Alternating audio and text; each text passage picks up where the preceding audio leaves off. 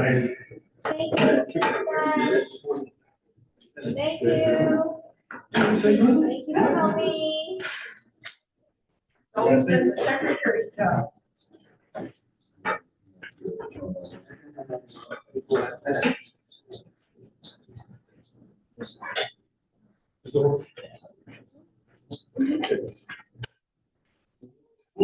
Don't be if I phone you.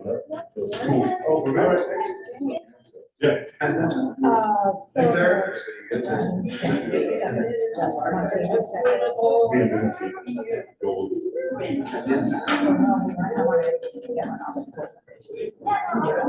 Oh, okay. How you doing? Okay, and then, anybody else?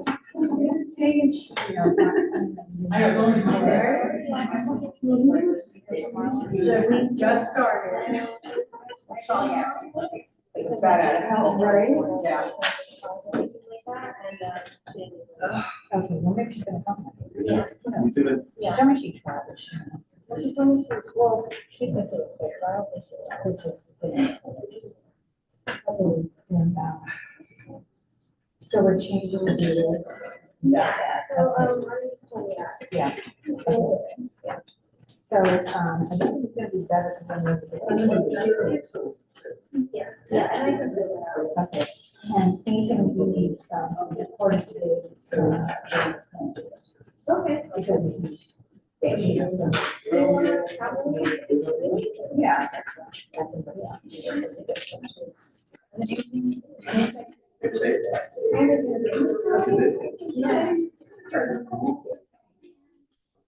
Okay, anything else? But I know that. Yeah, it's gonna be easier just to do the whole thing online. You know, so it's gonna be just, we don't have to worry about it. Then we can. Or I'm just gonna say it, we're gonna send it out. So everybody. Great, thanks. Hi. How are you? Good, how are you doing? I'm doing good.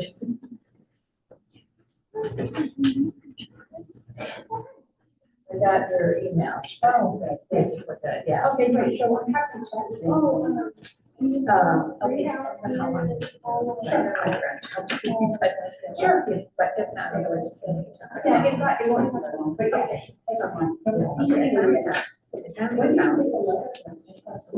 Yeah. Yeah, there's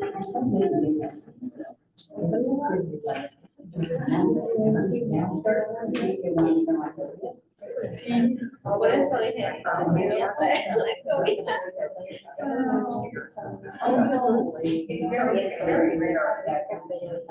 That's what she said. And last year, it was probably, I was on another place and I came back, so it's not a big deal. Yeah. And they say, oh, do it, but no one ever can make it. Oh, yeah. Yeah, it is. And some of that stuff is.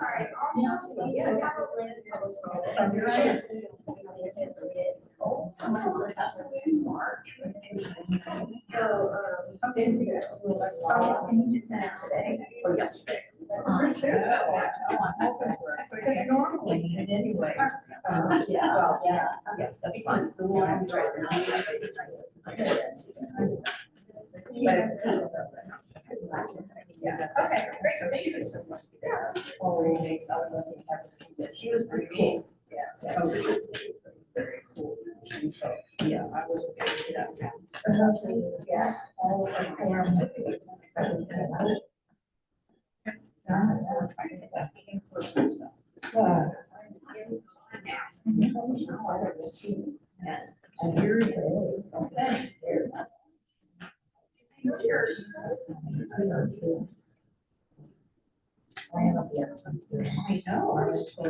I know. Here we are. Oh, yeah. We're still alive. Okay.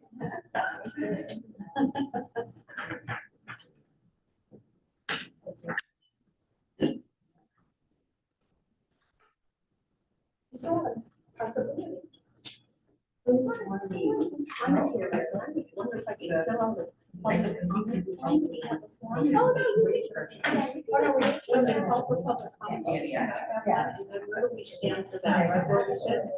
Is there a podium somewhere? But the presentation's really important. It's right here. Straight in there. That's, I think that's. Oh, yeah, Yeah. Because what So, we do next time. you call for public comment, you can raise your hand and then, Cheryl will say, then you will. Okay, great. Yeah, really that's it.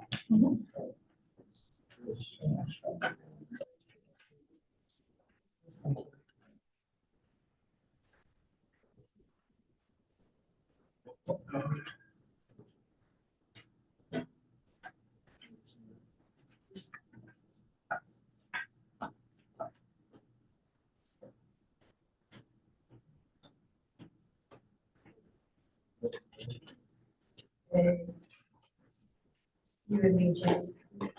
Always, CJ, still sit. I'm not sure. Okay. She was better yesterday. Any other lists for the? Yeah, Jackie does. She's the chief. I know, a lot of, stuff you're just powering through now. I'm still. Well, the votes, we have to roll call, right? Well, I'll leave it close, but What about the even, attendance? well, the attendance I do by just having them, do something else, Okay. because I like to be around people are. Okay, So that's how we get to that, but then on the agenda and the thank you. minutes, we still have to do roll call, right, on agenda. I have a question about in the minutes, I read that the California Association is, having information. No, it's next month. Oh, next month. Yeah. Yeah, okay, well, we got a lot for today. Yeah, absolutely. We wouldn't have been able to answer.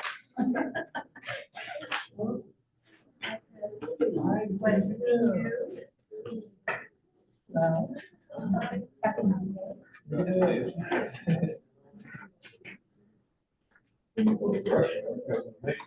I know, me too, and then the traffic wasn't as bad as I thought it. Three people would have started like, hey, how's it going? I saw it. Yeah. I like it. And I saw it. Just so and then, Yeah, it's been crazy Monday, it's all nice, so don't, like, I gotta pace myself. Yeah, exactly, exactly.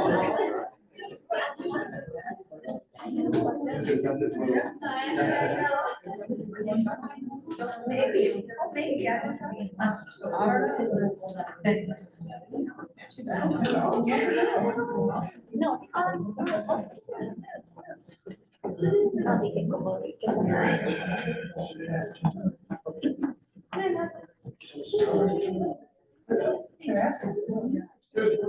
I mean, you know, it's critical eye, and then. That's the first one. I mean.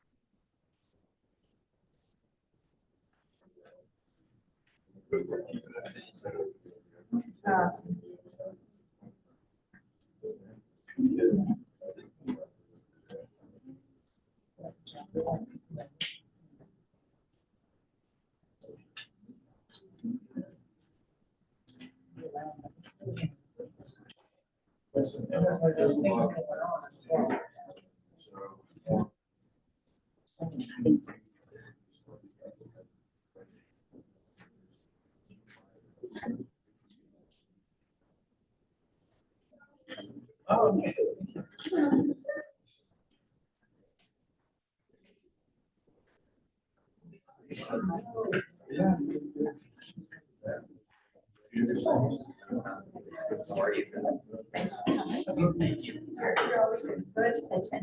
I try.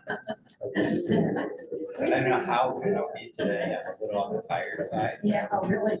At work overtime? I worked an overtime shift Saturday night. And then I got off at 4 in the morning and drove up carrying my son's hockey game. Oh, my God. Staying out the whole day. Oh, So my God. I'm feeling it today. It's catching up with me for sure. It's getting, the therapeutic unit med. Yes, yes. Our medical unit, yeah, we're going through a lot of changes, but my unit came and spoke. About 3 months ago.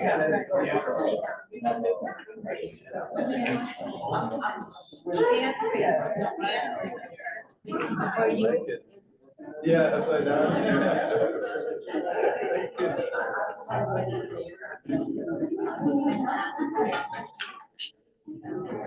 Chris, good, how are you?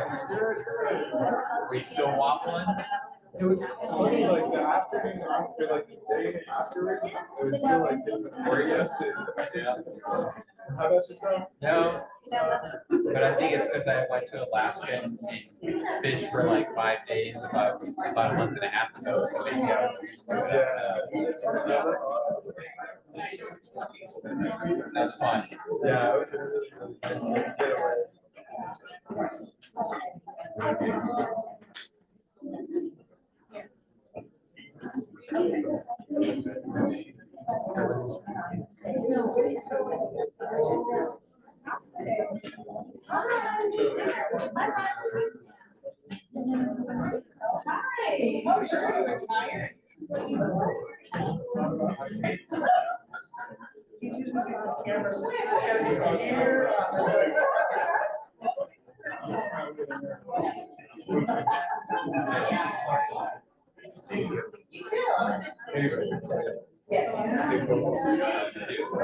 Bring those. I'm trying to think what I did with it.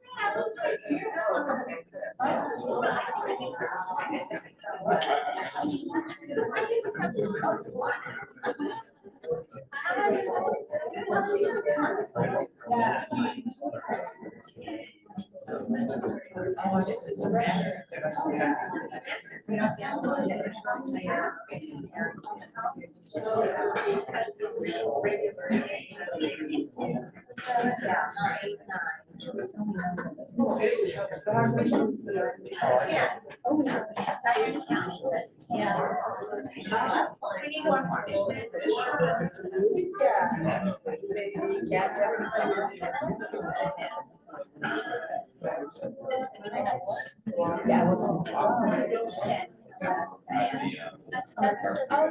He's good. I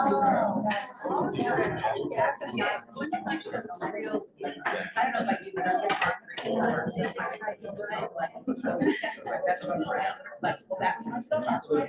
Yeah, and it's like, that was pretty much it. I don't know, but it wasn't like, it used to be, right? And it's good to go. So the next time.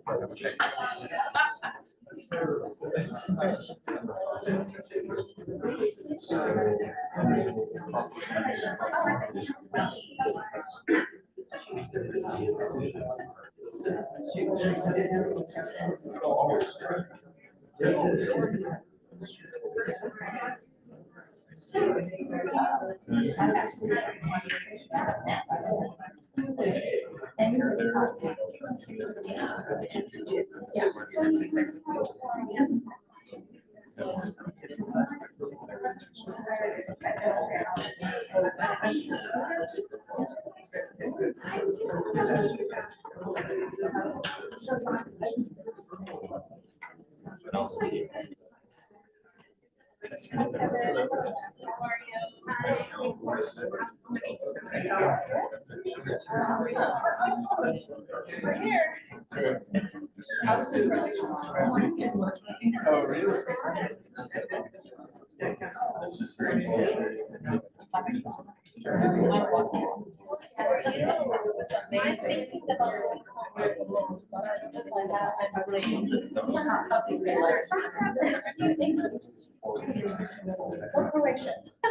Good morning, good afternoon, I should say. We're gonna get started. We do have a quorum. So we will be starting the meeting, and I want to introduce the Spanish interpreter and have you give us your instructions, please.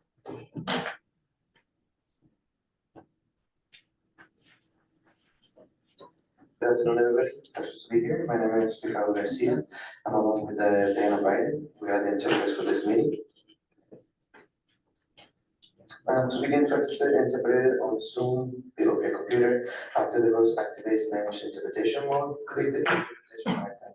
It will show the option English and Spanish interpretation available. Then click language that you would like to hear. It's optional to only hear the interpreted language. Click mute original audio. On your phone, on your meeting controls, tap more at the bottom right in the mobile phone app and top right in the tablet app after the host activates language interpretation mode. If the icon is not visible, tap the screen to make it appear. English and Spanish language interpretation is available. And this is just a reminder. Speak slowly, pause between sentences, speak clearly, avoid interrupting or multiple people speaking, avoid using metaphors, acronyms, slang, or idioms. Interpreter signals during the meeting, speak slower, raise your voice, interrupt for clarification or communicate a concern. Acceso intérprete a través de Zoom o computadora. Después de que el anfitrión active el modo de interpretación del lenguaje, haga clic en el símbolo de interpretación. Mostrará la opción de interpretación disponible en inglés y español. Después haga clic en el idioma que desee escuchar. Es opcional. Para escuchar solo el idioma interpretado, haga clic en la parte que dice Mute Original Audio. A través del teléfono, en los controles de la reunión oprima More después de que el anfitrión active el modo de interpretación del lenguaje. Esta opción estará localizada en la parte inferior a la derecha de la aplicación. Si es por su tableta, estará localizada en la parte superior a la derecha de la aplicación. Una vez ahí, haga clic en el Language Interpretation para poder escoger la opción disponible en inglés o español. Si el símbolo no está visible, toque la pantalla para empezar. Interpretación en inglés y en español está disponible. Es un recordatorio, hable despacio, pausa entre oraciones, hable con claridad, evite interrumpir o hablar varias personas a la vez entre sí, evite usar metáforas, siglas, doble sentido o modismo. Señales del intérprete durante la junta, hable despacio, alza la voz, interrumpir para clarificación o para comunicación de un problema. Muchas gracias and thank you so much. Thank you.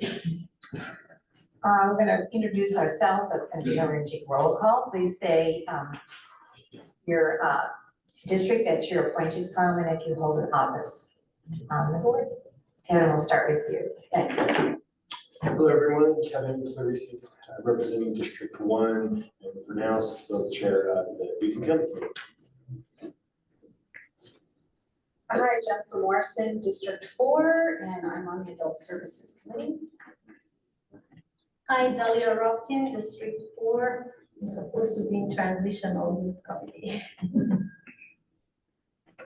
Hi, Sean Pusey, Law Enforcement Representative and the Adult Services Committee. Hello, James Espinoza, District 4, Veteran Representative and Second Vice Chair. Cheryl Hyman, Chair of the Board. Good afternoon, everyone. Matt Levere, representing the Board of Supervisors. Hi, everyone, good afternoon, Genevieve Flores Hado, District 1, Co-Chair, Disparities Reduction Committee. Good afternoon, I'm Liz Warren, I represent Supervisor Lopez in District 5. I'm a consumer advocate and executive director of the Client Network. Good afternoon, Chris Tejeda, District 4. Thank you. Hi, my name is Soledad Barragán y represento al Distrito 5 y a nuestra comunidad. One member is on Zoom, I believe, Diane. Yep. Hi, good afternoon. I'm Diane McKay from Area 2, and I'm the Vice Chair and also on the Youth and Family Services Committee. Great, thank you. Thank you. All right, we have, I don't think any just cause, no, so approval of the agenda. Entertain a motion to approve the agenda. Approval. Thank you, is there a second? Second. Thank you. Moved in second, I'm gonna take a roll call on that. And if you, James, you're gonna do that for us, thanks.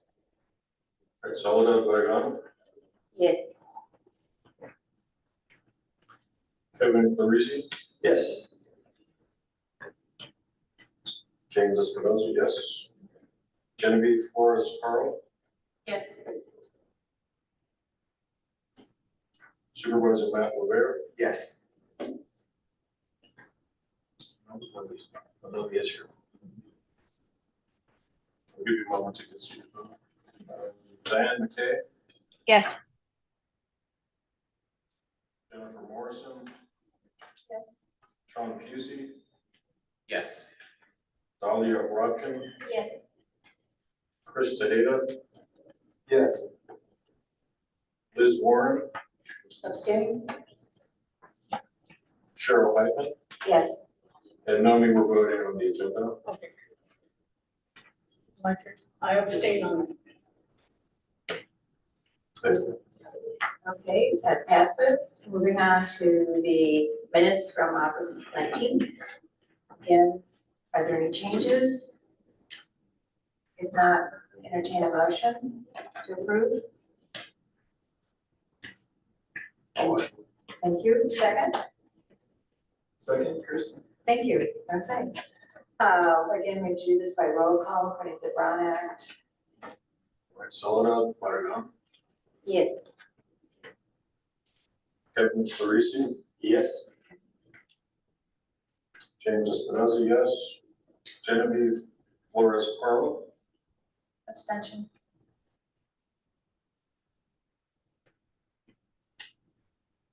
Supervisor Matt Levere, Yes.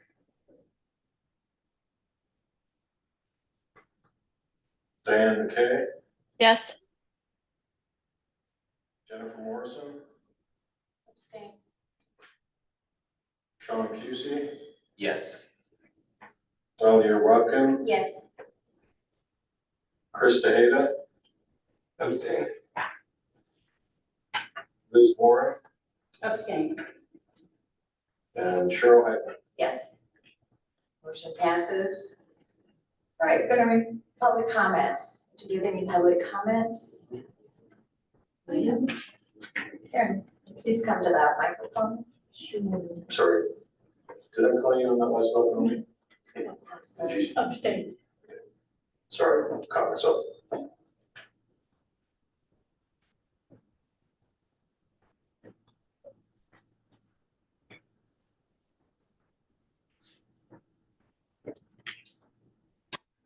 everybody. I'm Karen Bates, a one-time member of the Behavioral Health Advisory Board, and also a member is Jane Brooking. She is still on your roster, so I wanted you to know that after many years of me being back and forth to Phoenix to take care of my mom, she passed away in March. So after all of the business that we had to deal with and some de-stressing, I'm back in Ventura for good. And I have tracked where is Miss Jane Brooking, and finally found her in a long-term care facility in Canoga Park. And I have visited her, and she's okay, but she wants to come home. So we have no place that would be able to deal with her. She has some health issues and some mental health issues and deep trauma.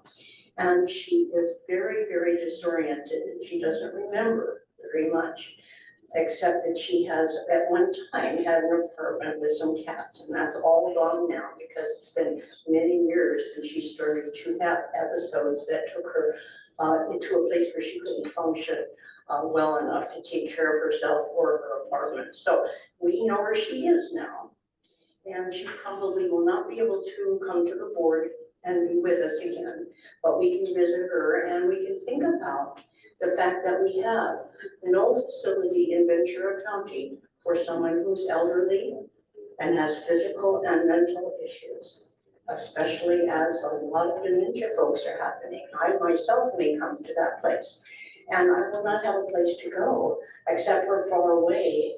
And I just want to make sure that we work on getting a place, a facility where we can house people that are elderly and are having multiple functional problems. So just think about it, and I hope to help out. Thank you. Any other public comments in the room?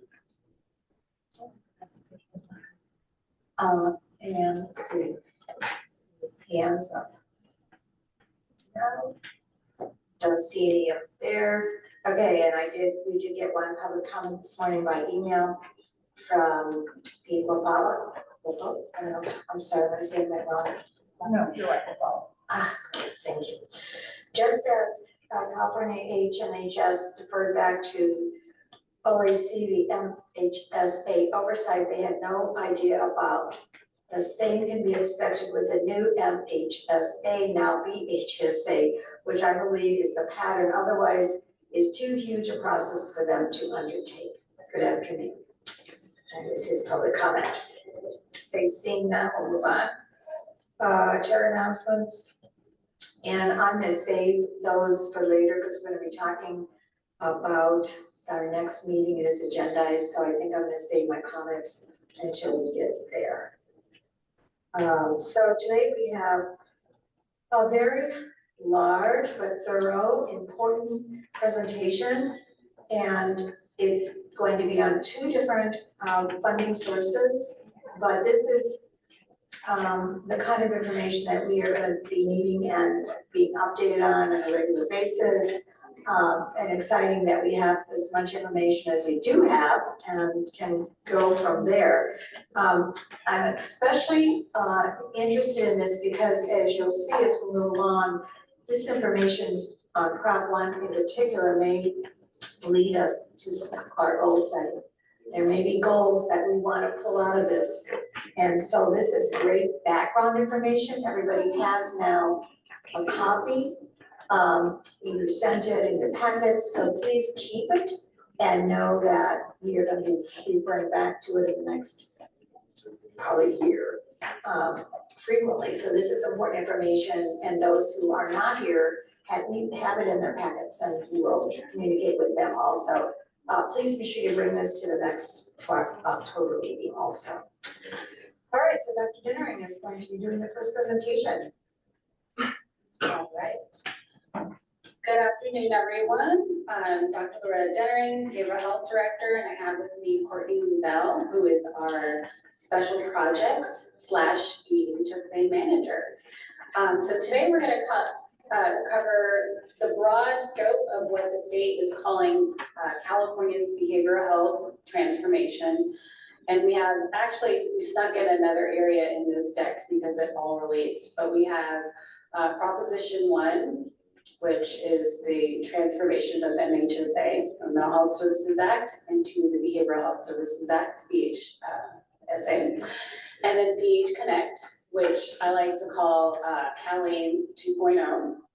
And then there's another piece that's in here that we'll touch on briefly, which is administrative integration, which is also part of the original CalAIM initiative. So it's a lot of information. We wanted to give out as much as we were able to at this point. We've talked about this in this board in previous meetings. I did a very high level update in December of last year, once everything was passed and we kind of had a little bit of direction from the state. But at this point, we have taken what we know from the state, started to plug in our local numbers and see what it looks like as far as our financial picture living in this post-Proposition 1 world. And so this is where you will see some of the very dramatic shifts and funding buckets that we've talked about with our county specific numbers, and then some administrative and operational changes that will come. So Courtney and I will kind of do a tag team jump in situation.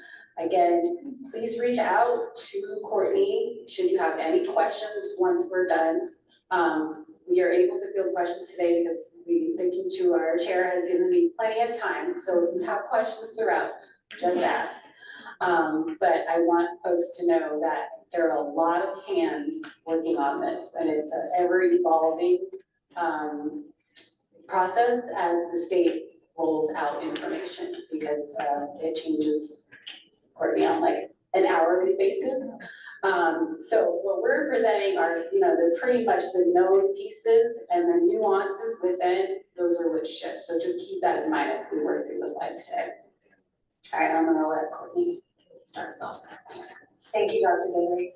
So as Dr. Dettering was saying, I want to emphasize before we move into the slide deck is the terms behavioral health transformation, or the acronym BHT. This is actually something you'll see frequently in the next 18 or so months, because it's essentially the state of California's initiative to transform the behavioral health landscape.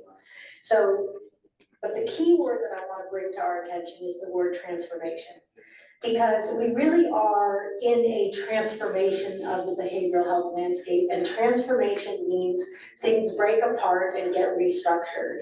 And that breaking apart can often be experienced in a very challenging way, because you like some of the things that you have and you don't want things you don't know about. And there's a lot of, at least the initial experience of uncertainty and not knowing. So the importance of holding that word is that I'm encouraging you to know that there, as Dr. Dettering was saying, there are a lot of moving parts. A lot of parts of the system are moving. A lot of the parts of the system are being reconstructed or added or revised. And they're being revised for the state of California's vision for making the behavioral health system more integrated and more designed for whole person care. That's our end goal, but what it's going to take to get there is going to be more challenging for us. So this is an ongoing, ever emerging conversation that we're having. So with that in mind, I'm going to go over some specifics. Again, as Dr. Dettering mentioned, there's a lot of changes. Okay, and Jackie, can you do next slide? So the first change is Proposition 1, which is Senate Bill 326. Next slide. So first is to start with the largest overview of how our services or programs funded at behavioral health. And as you can see here in this pie, MHSA, or what's going to become BHSA, is only one element or one piece. It's a large piece of that pie. But all services are funded from pieces, more than one typically, of this whole pie. So you can see now, I want to bring to your attention in particular that while MHSA is showing at approximately $85 million, that number is higher than is typical due to a one-time large payment we received from the Department of Healthcare Services. The acronym is DHCS. So keep that in mind, that it's not typically that high. But what we're heading into is, again, that BHSA is still gonna be one large piece of this overall pie, that we're gonna have to look at how we fund our services. But we get money to fund our services from general fund, grants, MHSA, Medi-Cal realignment, and other grants and other funding streams. Next slide. Oh, anything to say, Art? Yeah, so one thing I will say is, and for those of you who've been on the board for a while, you know, just in general, MHSA is a very volatile funding source. So it is not consistent from year to year. And so that has been historically some of the challenges, because you never necessarily know what your allocation is going to be from year to year. And yet you have to plan 3 years in advance for programming. And so that's why you will see across the state reversion, where counties had to, quote, send money back because for a lot of reasons, programming, operational, and a big one was COVID, folks weren't able to spend down funds in certain categories, and so it ends up reverting to the state. Because again, you're planning, predicting based on current and previous allocations, and sometimes, as Courtney says, you get a large one-time allocation that you weren't prepared for, and you have to figure out how to spend it down using the parameters the state provides. Next slide. Thank you. And building on that, that all of what we spend still has to be aligned with our MHSA 3-year plan. So it's not like we can just make decisions about projects that are outside of what our community has outlined in the 3-year plan. It needs to be a part of the 3-year plan, right? So it gets more challenging, but also more dynamic. So staying with this transition again, this is just general overview. So on March of 2024, Senate Bill 326, which is the Proposition 1 of the behavioral health side, and Assembly Bill 531 passed. And the Assembly Bill 531 is actually the housing bond that the state has launched, which they're calling BHCIP, BHCIP, which I'm not remembering what it stands for. Behavioral Health Continuum Infrastructure Program. Thank you, Dr. Denner. And so that's actually, Clay McCarter gave a presentation last month on the, at least the minimum of the 3 projects that we're pursuing grant funding through BHIP that's tied to the Prop 1 initiative.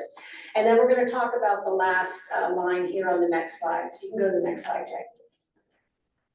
So here's an overview. I'm not going to read all of this detail, but I want to bring some overview pieces to your attention. So some of the biggest changes are that the MHSA categories are currently 5 components, and with BHSA they're going to drop down to 3. The 3 categories, so they switch from the term components to the term categories.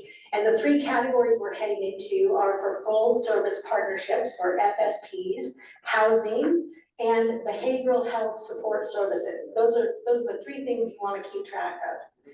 The other thing is that there are going to be expanded areas for reporting and accountability to the state. That's a big one. The other big shift, which I think is being overshadowed by a lot of how the system is being shooken up, is that we're now able to add substance use disorder services to BHSA funding, which has not been the case in all prior years. So that's actually a very positive change to our ability to utilize this funding for a broader range of services.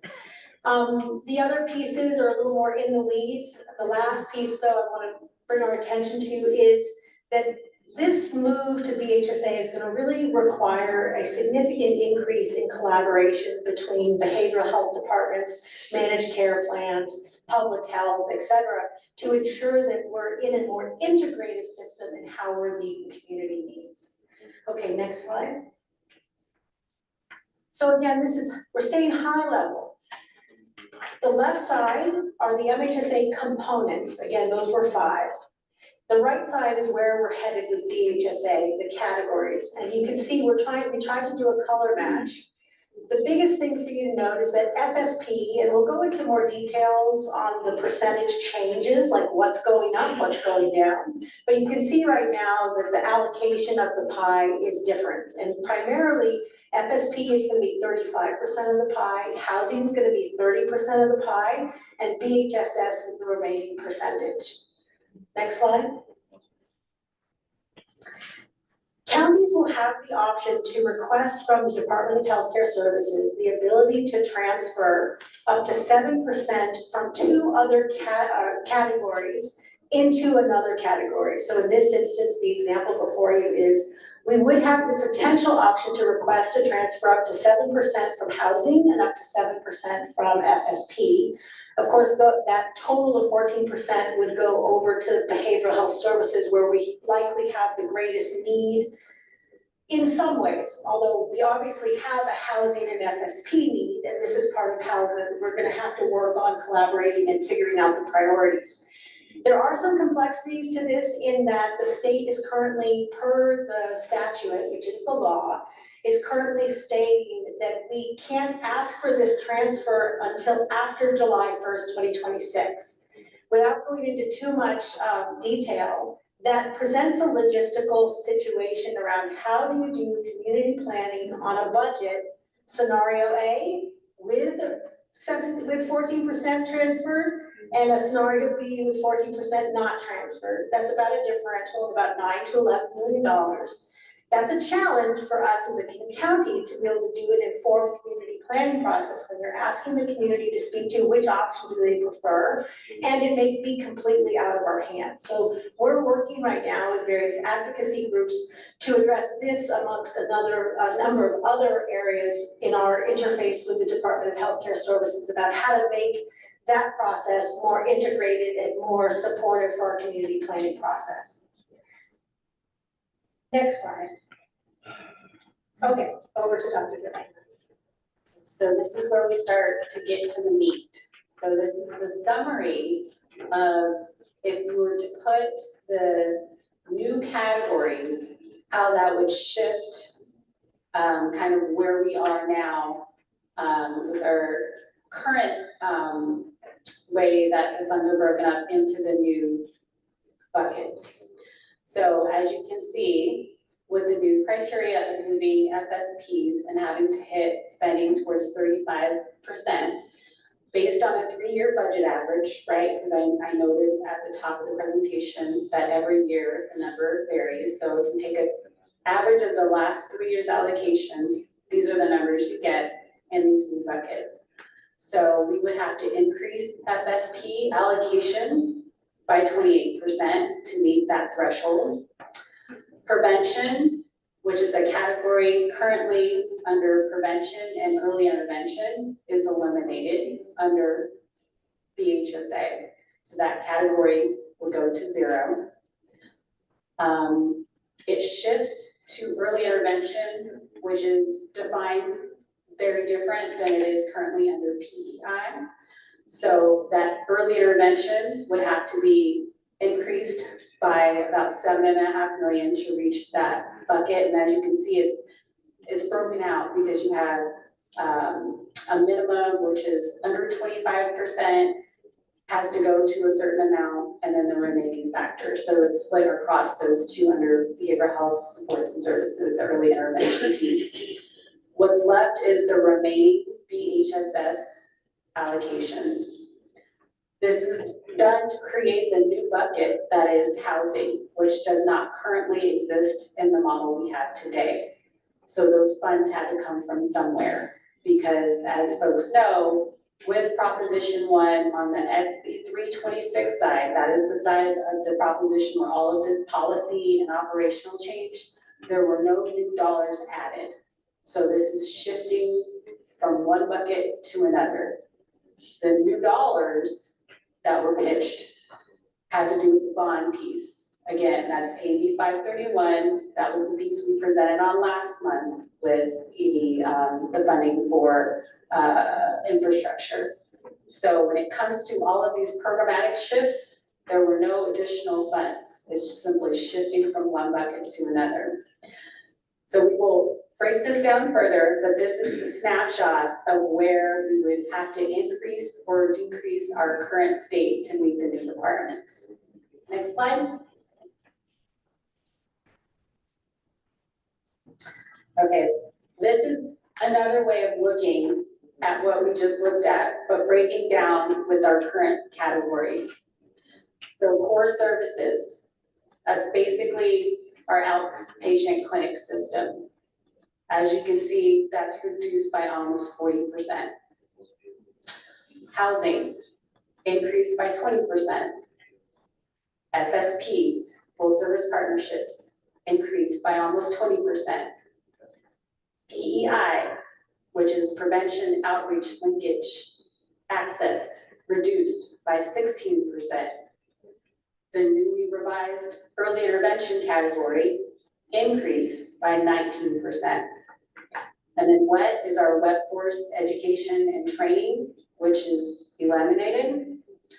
CFTN, which is our capital and facilities technology allocation, is eliminated. And innovations, which was a standalone category, is eliminated. So if you ask the state, they say, well, these aren't necessarily eliminated.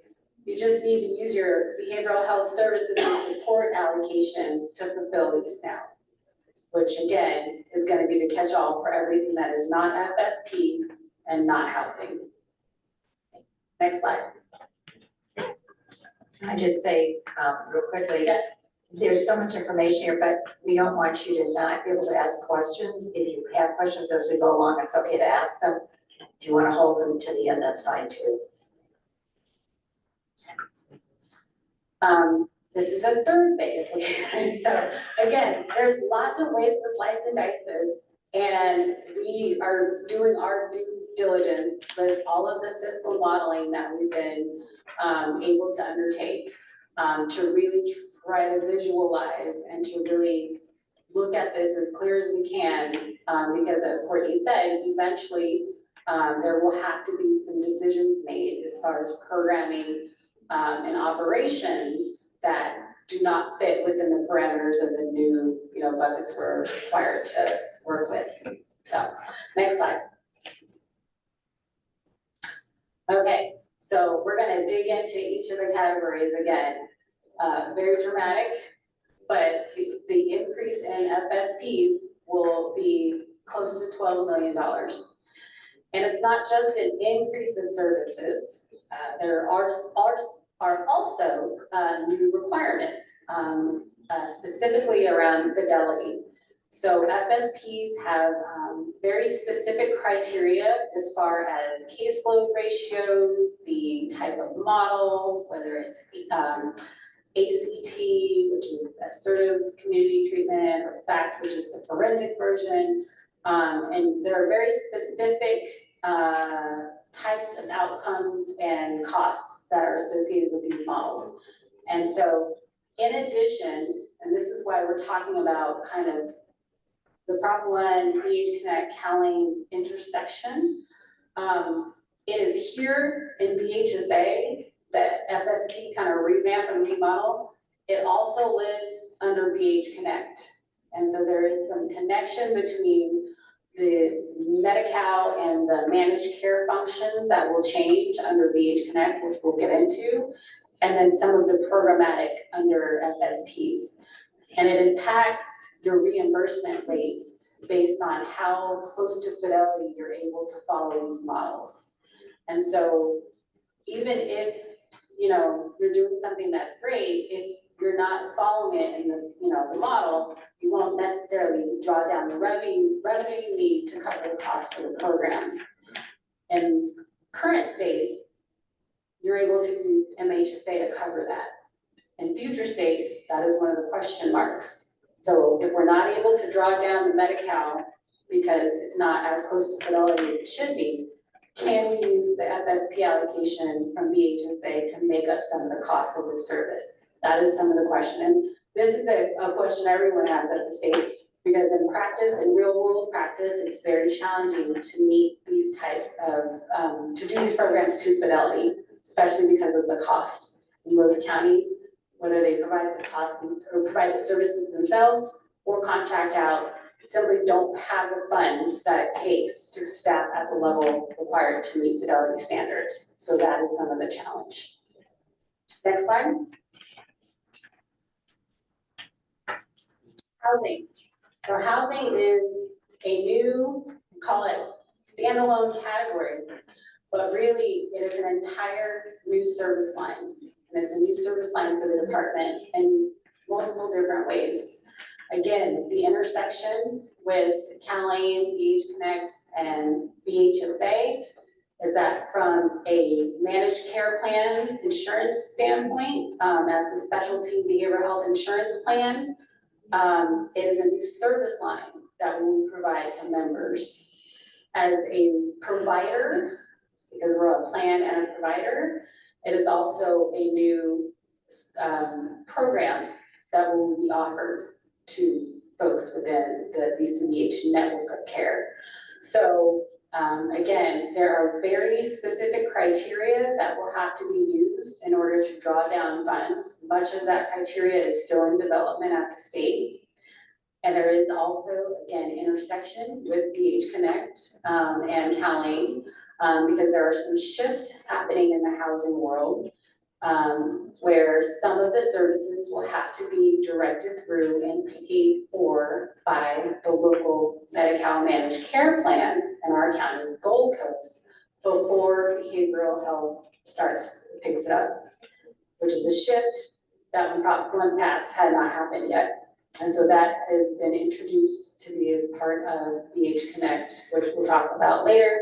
But that will impact this bucket because again, if we have to draw down Medi-Cal first and we have to go through the managed care plan first, how do we spend down this money? And then what happens if we can't get to it and yet everyone is housed? I mean, in theory, we have to ask these theoretical questions, right? And then where do we pick up and how long? So all of these types of questions are what we're doing. Yes, Jennifer. Hi, Dr. Dennering. All these new housing facilities that we're talking about, right now we don't even have enough housing as it is. How do you identify what facility, like private housing, rental houses? A lot of communities don't want housing in their area and then they're pushing back. So what does this look like to have this housing in place by the time it has to be in place? Great question. So there's a couple things. One is, this is housing dollars, but not necessarily infrastructure dollars. So sometimes those terms get conflated and they get used interchangeably. This is not necessarily for infrastructure, right? So that is what the bond measure is for actual building of facilities. So that's one thing. So one of the pieces the state has yet to work out is how much of this bucket could even be used for infrastructure. That is unclear. That's not been defined. What is this then? This is for, so you know, someone's rental assistance, someone's, not necessarily rental assistance, but rental subsidies, operating subsidies, shared housing. We have providers who have like boarding cares, like to pay for those operations, like that's what this would be. And so this isn't to build new facilities, that is what the bond piece is for. And the challenge with that, and we talked about that during last month's presentation, is that you're correct. There are lots of pots of money available and not every community is going to have that in their area. And so that is a question mark for all of us when we're, fighting the county's county work, is intending to do, trying to get city partners on board because sometimes that's where the bottleneck is. And we have great partners at the cities and sometimes they are still met with resistance from residents. And so that is going to be the ongoing question throughout across the state when people start asking questions on, well, there was all this money available and how come we didn't build anything? And it's not a simple question. So again, our presentation last month outlined what we're planning on doing with the bond piece, which again has very specific criteria that you have to be, wanting to do. But as far as the intersection here, that's where it doesn't necessarily match up because this bucket may not be used to fund ongoing infrastructure dollars. Thank you. I'm sorry, can I just go follow on that? Yeah. It says not allowed at the bottom, as support. Yeah, so support services, I mean, you can't have support services to support these people who are putting in housing, how does that work? great question. That's why and that's why we have it here, because the way it reads now, we're not allowed to use this bucket of money to do the support that the folks would need to stay in the housing. Their rationale is that we need to just bill Medi-Cal for everything, but not every service is Medi-Cal billable. And typically, in this current world, we use MHSA to fund that type of service. Liz? Yeah, so I saw the same thing that Cheryl saw, and so I just wanna posit this. These three new categories are going to have to complement one another and work side by side in a symbiotic relationship, where they can't be standalone and not be able to kind of be parts of an overall puzzle where we're focusing on the transformation of integrated care and whole person care. So with the support services not being able to come out of this particular category, the wraparound that you would have in FSP would be those support services to keep that SMI individual housed. So as we move forward with the stakeholder process and input from the community, looking at what we want to keep, what we recommend, listening to your recommendations, it's very important, I think, for all of us to remember that these three categories have to complement each other and pick up where one drops off and some can fill in where the other presents, because that's how you get the biggest bang from all these different buckets of money. Thank you, Liz, for the comment. So yes, that is the theoretical proposition that the state has made, is that we use that BHSS category, like I said, as a catch-all to pick up where housing or FSP services stop short. So you're correct in that for the FSP, sure, it will be able to be used for folks who meet FSP criteria. For those who do not, they would have to dip into the BHSS funds if there are any available, because again, everything that was under those other categories before has now shifted into BHSS. So for clarification, Loretta, so we have existing FSPs now, and they are all targeted for specific demographics within our client base. And so has there been a new mandate sent down from DHCS that says, well, now you have to have this particular FSP, or do we get to decide additional FSPs that we'd like to create? Because some of them are for SMI and some of them are for not.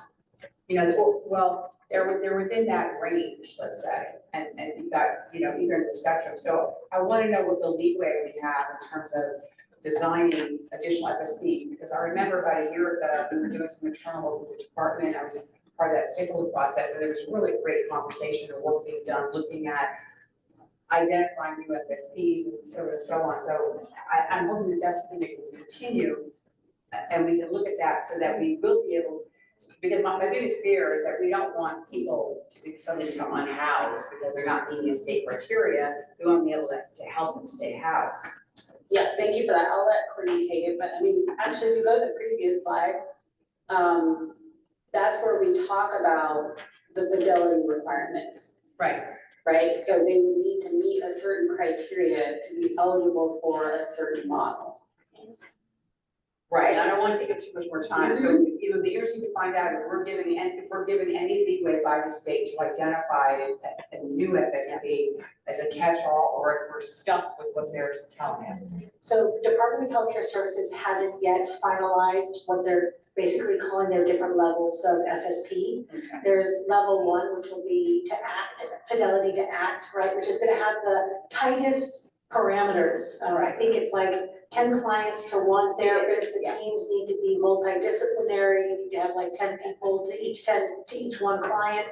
But the rate is reimbursable at each different level. So they have it. So essentially the answer is we don't know yet, but I know that the state is working along with counties and advocacy groups to clarify the parameters of at least 3 levels of FSP, with obviously level 3 being the most flexible. But again, rates will be changed depending on the level to act, right? So thanks for more to come. Thanks. All right, next slide. And next slide. All right, so this is the behavioral health services and supports early intervention piece. Again, our current setup is we have PEI, which is prevention and early intervention. And this eliminates the P portion and simply moves to EI. Again, there are very specific criteria as far as how much 51% need to be used for youth under 25. It is very, they're, I don't know if they've sent it out yet, but they have we're on a list of evidence-based practices that will have to be required for each of the programs. In our current programming, our early psychosis program, BHAB, would be probably the closest to what we have. That looks like what would be allowed in this new model. But it does remove or eliminate some very critical services or funding for some very critical pieces that are important to our county, including our prevention services, our outreach and engagement piece, stigma reduction pieces, and then very specifically the allocation for suicide prevention. That, according to the state, will shift to the California Department of Public Health, where at the state level, the suicide prevention work has already shifted. That has been a very big question for many of us, because many counties, the suicide prevention work is done by the behavioral health departments and not public health departments. The state has not explained exactly how that shift's going to, happen, other than saying that the 5% additional funds that the state will be taking off the top of our allocation will shift to the California Department of Public Health. The assumption is that it will go down to the local level because the state doesn't necessarily know how to do programming at the county specific levels, but that remains unclear. So we do know that in our current world, we get 100% of the pie, 5% goes to the state for their administrative stuff. And in the new world, they get an additional 5%, so they'll get 10% and we'll get 90%. And that additional 5% is supposed to go to prevention work at the state level. So more to come on what that looks like, but if the shift moves to public health, it would be, you would probably see some shifts at county levels where public health departments pick up early outreach and engagement and suicide prevention services. So that is something that's being discussed regularly at the state level, and then obviously locally we talk regularly with our colleagues in the healthcare agency to just explore what this would look like. Yes. So question, because I'm actually really excited to see CDEP, community defined evidence-based practices listed as part of the change, and I just want to confirm that those CDEPs are part of the California Reducing Disparities Project? Yes. Perfect. And another question that I have, given that there's a minimum 51% threshold to serve youth, and I don't know if we know this just yet, but I'm curious if we know any about what that integration would be with like the campus wellness centers at our school sites. Well, currently the campus wellness centers fall inside our prevention providers. And with all that we know currently about Prop 1 and the implications, behavioral health will not be funding prevention providers. That will go directly to public health. What we don't know is what public health is going to do with the billions of dollars they're about to get off the top from the state, from MHSA funds, right? As Dr. Jenner has mentioned, it's about 5% additional. That's a lot of money, but they've got to come up with a plan on how they're going to distribute it.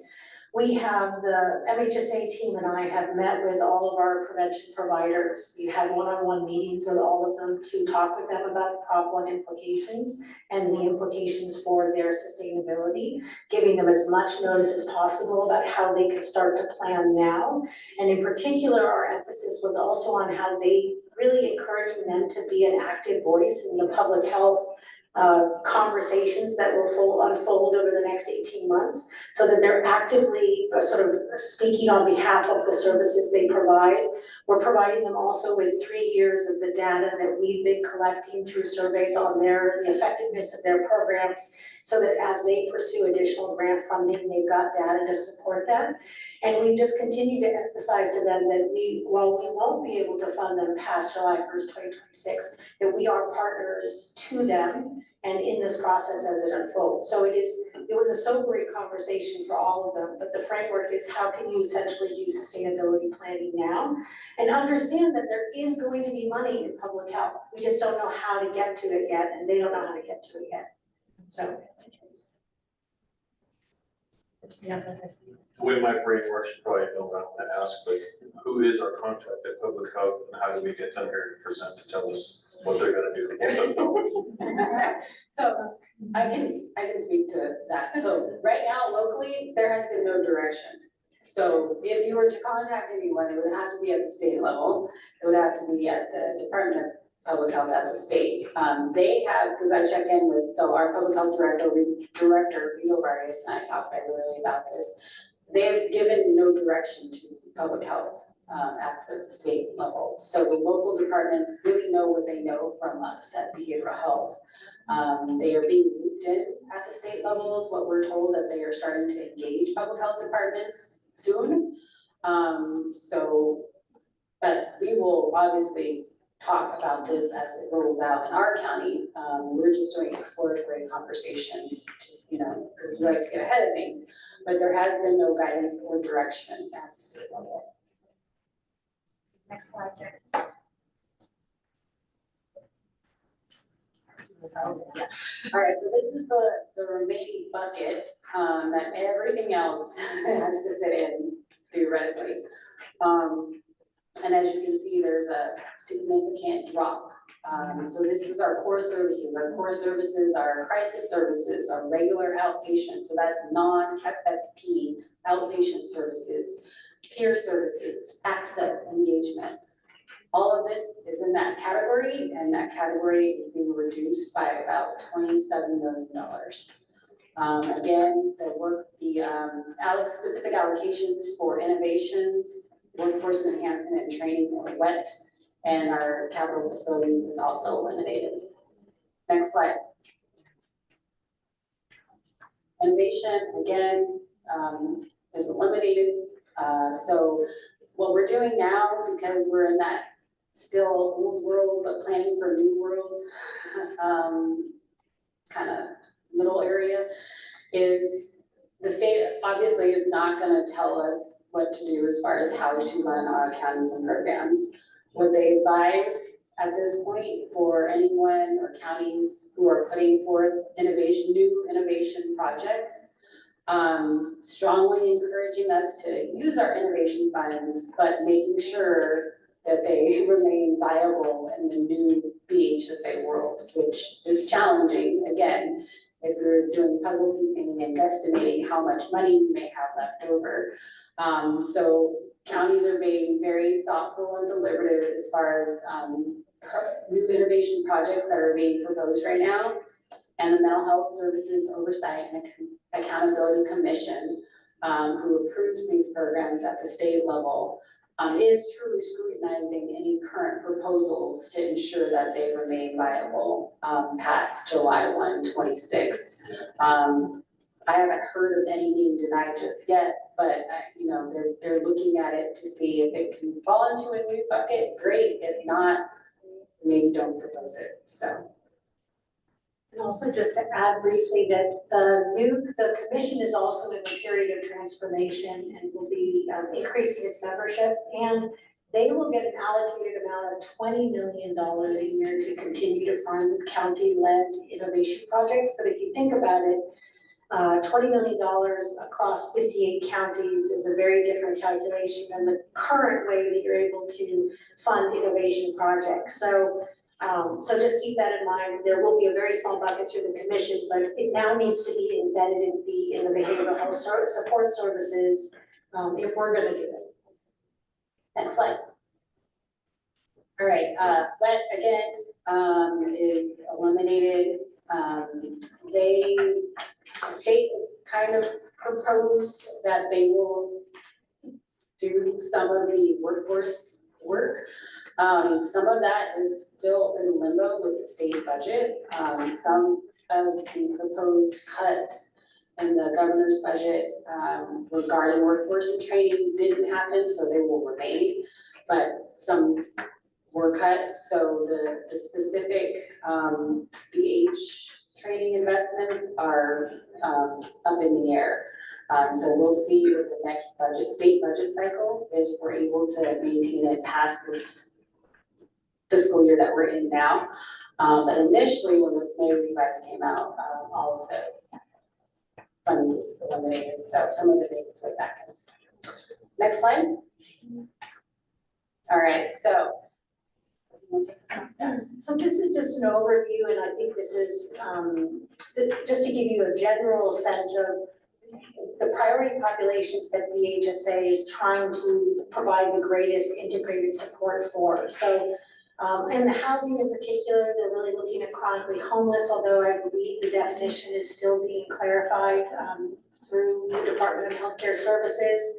That we're focusing on individuals in the justice system and conservatorship, which is going to be further supported by the SB 43, which is coming down the pike for implementation for counties. And then obviously eligible children. You saw from some of the earlier parts where they're really saying, hey, 51% of your early intervention funding needs to be on individuals 25 or younger, right? So really looking at youth and youth in particular related to homelessness and the justice system. So that's, you can see the themes, right? And they fit alongside with the categories, right? And the categories being full service partnership, FSPs, housing, and then behavioral health support services. And sorry, next slide. So this is to summarize. Again, we recognize this is a lot of information. This is an ongoing conversation that we're going to continue to have. But the summary points are increasing access to housing resources, increasing field-based services, which is largely tied to the FSPs, the increased access to substance use services, which is being added to the behavioral health support services. But we are decreasing available BHSA funds to fill gaps in outpatient services. So that's where we're going to have the biggest sort of decision-making conversations. And the prevention funds or prevention work being moved to public health is the other major shift in the system. And that early intervention can now provide outreach services and no population-based services at the local level. We're looking at that will be done at the state level. Next slide. Yeah, just really quick to clarify that last statement, and that had to do with the stigma reduction campaign and all of that. So the way it's proposed now, that would be state level.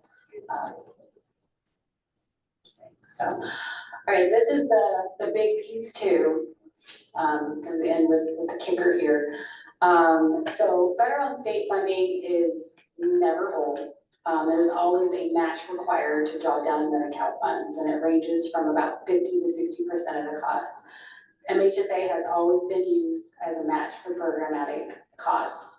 So you have to provide a match dollar for each reimbursable service.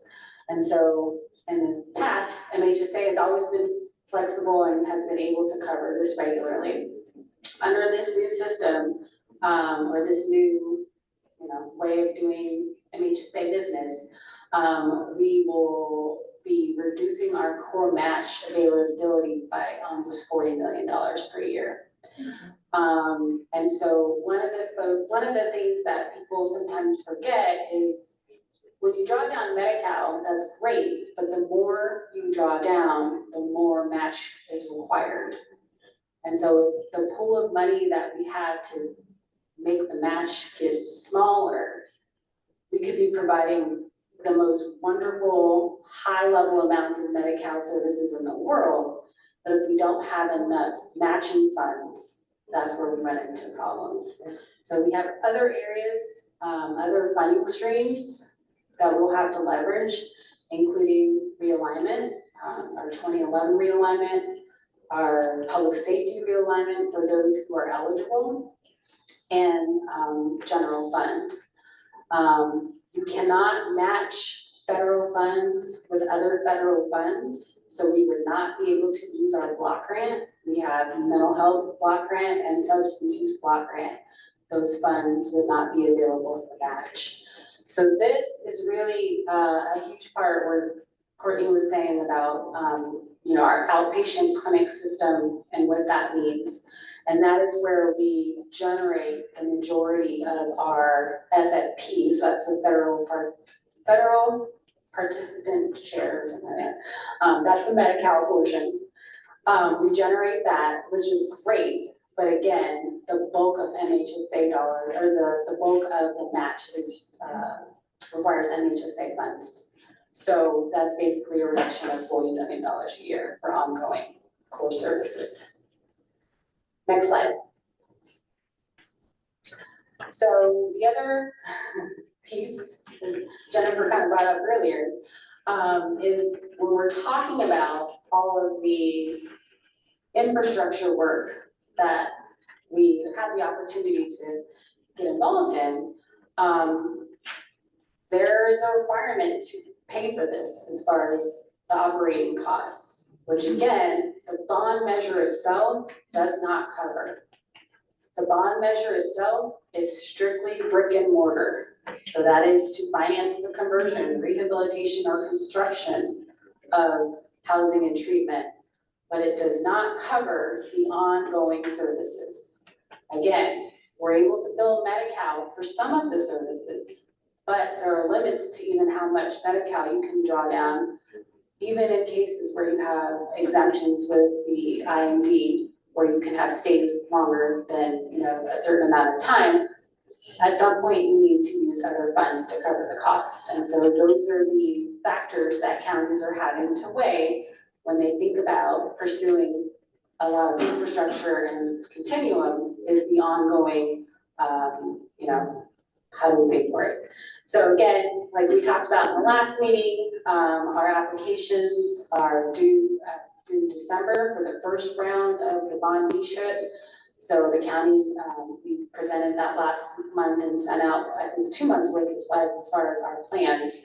But like I mentioned before, that pot is the only way that we're able to fund new facilities as far as the brick and mortar piece. The BHSA allocation is not brick and mortar. Next slide. Okay, this is the timeline. We'll just jump through that. So obviously there's a lot of development, and the implementation is not going to be overnight, right? Just in the same way it's going to take us a minute to figure this out, because it's taken us a while to figure this out.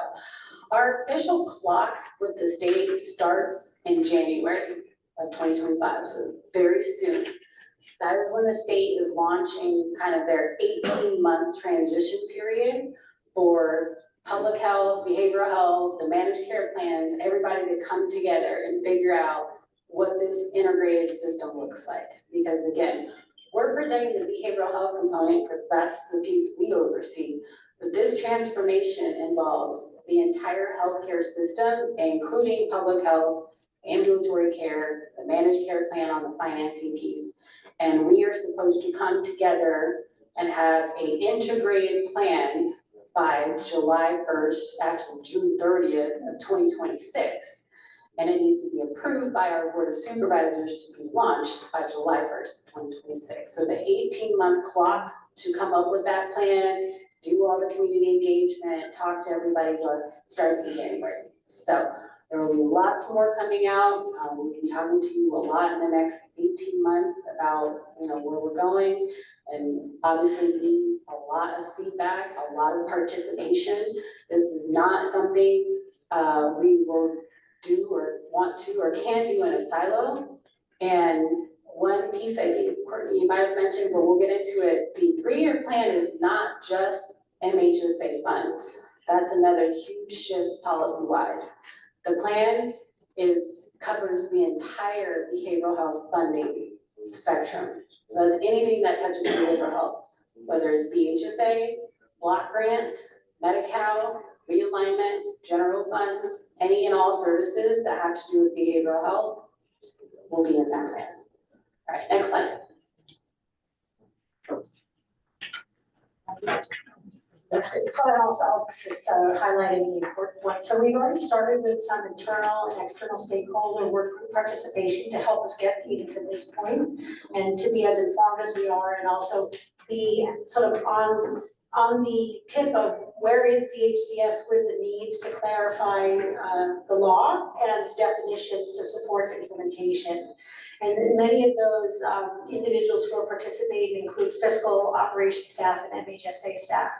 And then we're gonna then continue to sort of our internal and external outreach through engagement such as coming to the BHAB to discuss things and to other smaller stakeholder groups, and also benchmarking with other counties. How do we learn from the bigger counties and how do we learn from the same size counties and the smaller ones so that we're all in this together? Because that is the fact, 58 counties are all shaking and 58 counties are all having to learn how to figure out what the system's gonna look like.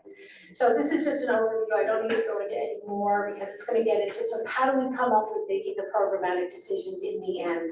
What's gonna inform the department's priorities, which obviously needs key stakeholder input. Next slide, I think we move into integrated planning, and I'm gonna try to go through this fairly quickly. We do have the slides. I'm also aware of the time, and we've been just talking at you for a while here. And just know, this is not the last opportunity that you'll be hearing about Proposition 1 and the changes coming down the pipe. So next slide, Jackie. Okay, so the big thing for you to know is it's a 3-year county integrated plan. It's no longer an MHSA 3-year plan. That's the biggest shift we need to start talking about in terms of the point of view that this plan is going to be framed from. And as Dr. Dennering mentioned, we have to finish it by July. It needs to be approved by our board of supervisors by June of 2026, which means we likely need to get it there by the first week of June or earlier. And that will mean we have gone through the community planning process. So let's go to the next slide, because that's going to get into some of the finite detail. I can barely read this from here, and so you probably can't either, so take a look at your handout, but I want to mention a few things, because what DHCS has done, and these are screenshots of DHCS's slides, is I want you to at least be able to read it, which is the left column is the current 3-year plan, what they expect you to put in the current 3-year plan. And the right column is what they're going to expect us to do in the new integrated plan under BHSA.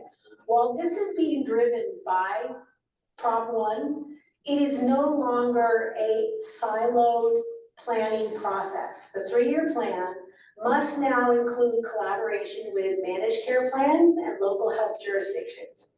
This is going to be a critical piece to it, because what the state is trying to have the system do is say a person in and of itself is a system that you need to have an integrated system that supports them, rather than these siloed agencies that don't necessarily take the person through their needs of care.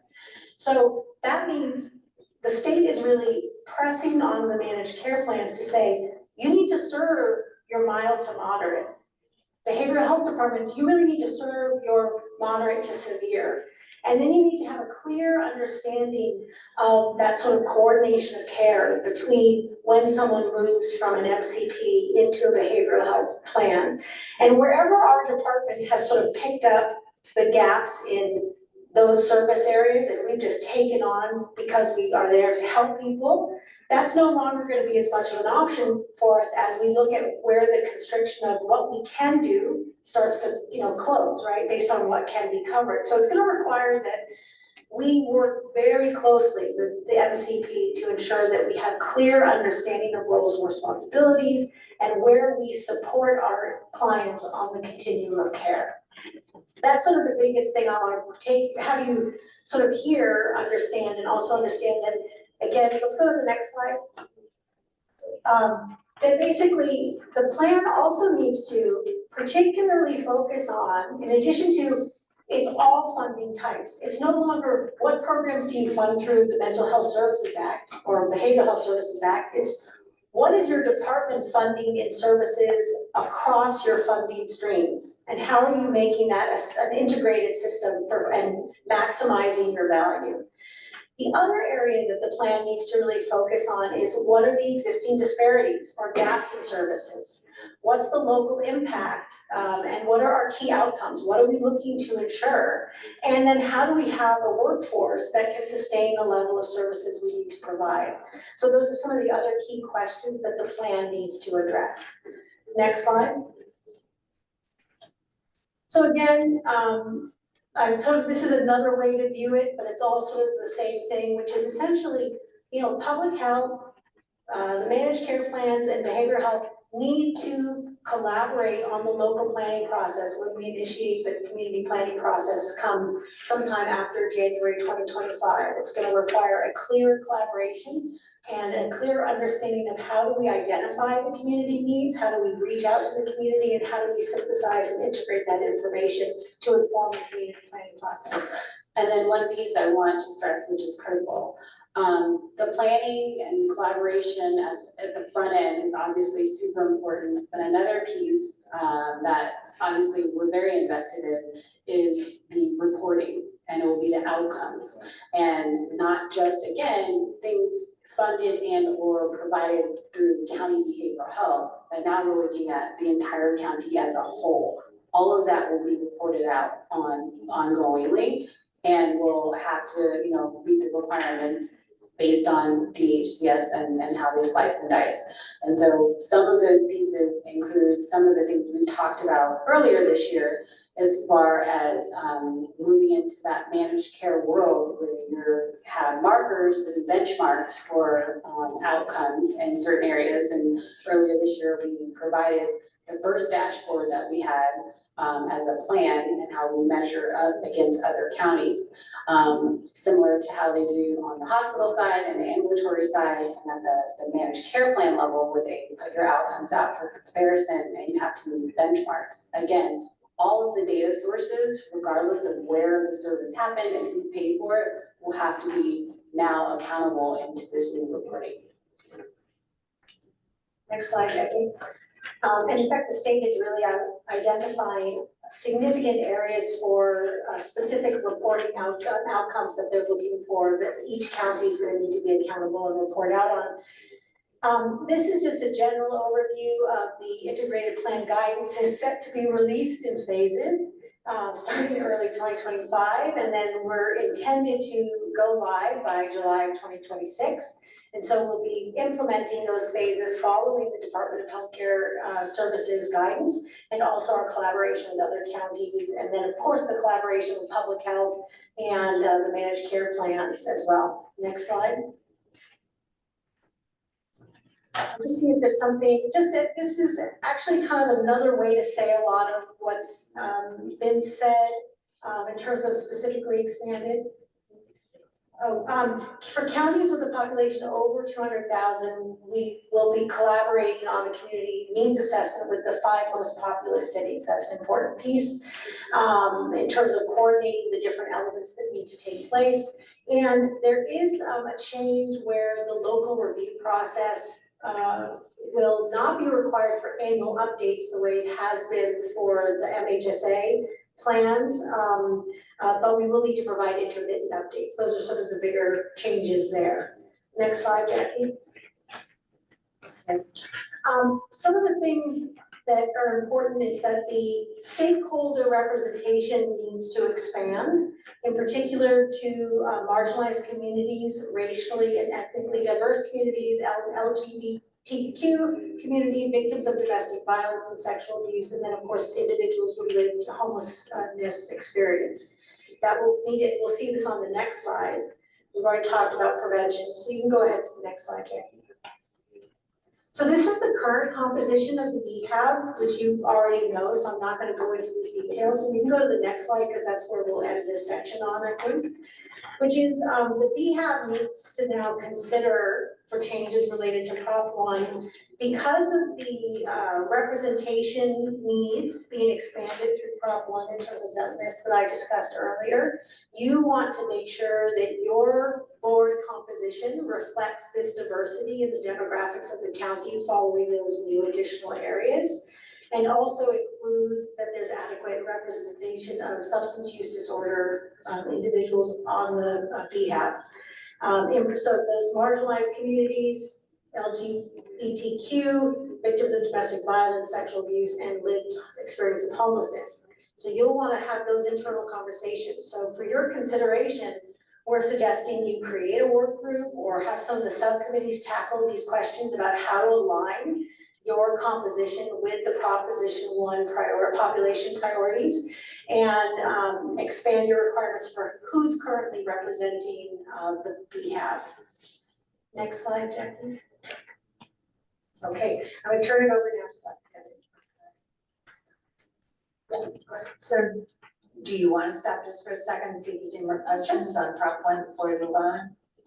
And I don't know if our, Jackie, can you see other people who have questions from the public? Yes. Okay. Anybody in the room? Okay, James, go ahead. Yeah, no, I just wanted to say this is very thorough. Thank you so much for letting it work.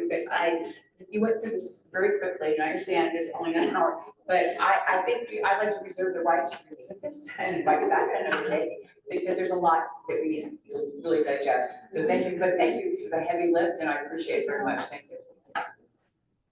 Please. I second that. I'm actually attending a state level meeting on the 24th, so to bounce all this off of each other is going to be very interesting. Because from the state level meetings, it's a great thing that's being done, and at the local level, obviously a lot of adaptation. I'll take my comment now and then we'll proceed. So I'm not against this reform at all. I do want to note that the word veteran isn't really mentioned too much. So as a veteran representative, I'm very curious how that $1.5 billion that's carved out for veterans specifically is going to be used in our county. And we don't have someone involved in that aspect. I'd love to be involved, and I know people who would also.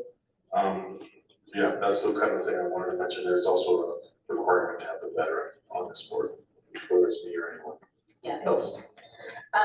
Yeah, and that came pre-Prop 1, the veteran requirement.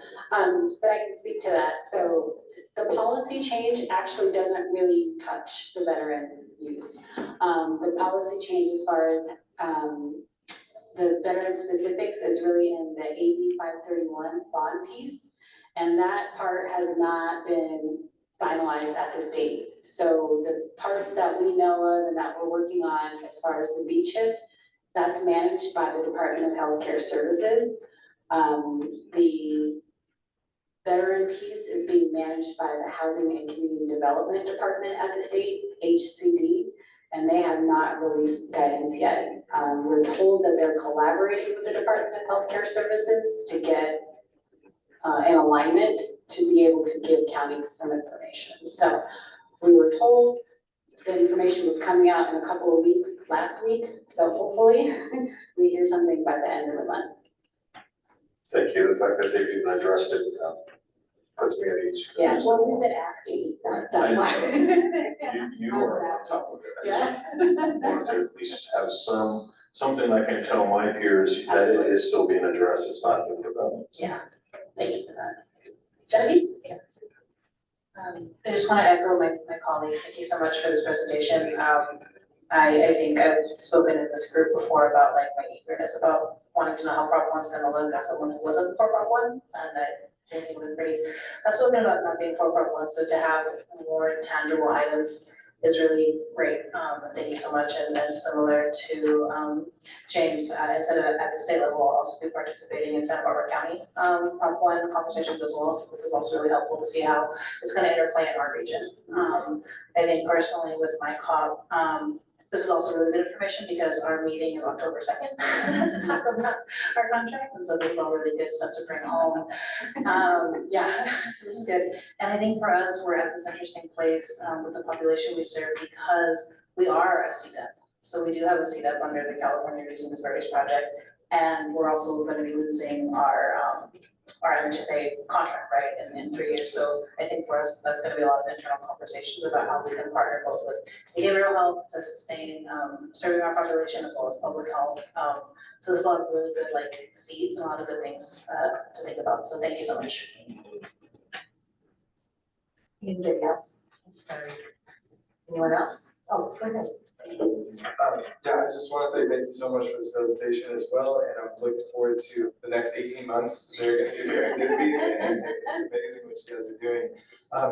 There's so much to unpack here, but the one, I'm definitely going to go back and read through more detail, but the one thing that just caught my eye, if you could clarify for the, since we're over 200,000, it's, you have the 5 most populous cities that will be looked at.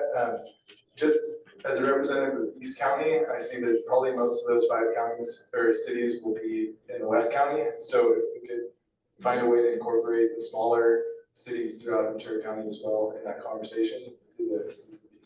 Yeah, absolutely. I mean, our plan is to engage everyone. Actually, I'm going to a city managers meeting on Thursday. So we're gonna engage everyone, but we just wanted to make the note that the requirement now will be that for large counties, the 5 most populous cities have a seat at the table. That has been some criticism of, our 20-year-old MHSA, and I can absolutely say, yeah, cities have felt left out historically in the planning. And so the state wanted to make sure that they had a seat at the table with the counties, again, so, which we intend to do. Thank you. Great. Jackie, have you got anybody from the? No question. Great, okay. Well, that was, as everybody has said, really thorough, lots to digest. And of course, it will be an ongoing conversation. I reread it again this morning, and when you read it a second time, it starts to make a little more sense. So I think it's up to us to continue to really delve into it and ask questions along the way. I will be for sure. For myself. Oh. Want the line. I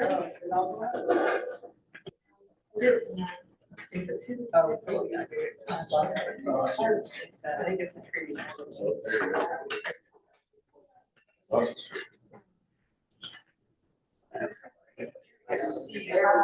It's working now. Okay, thank you.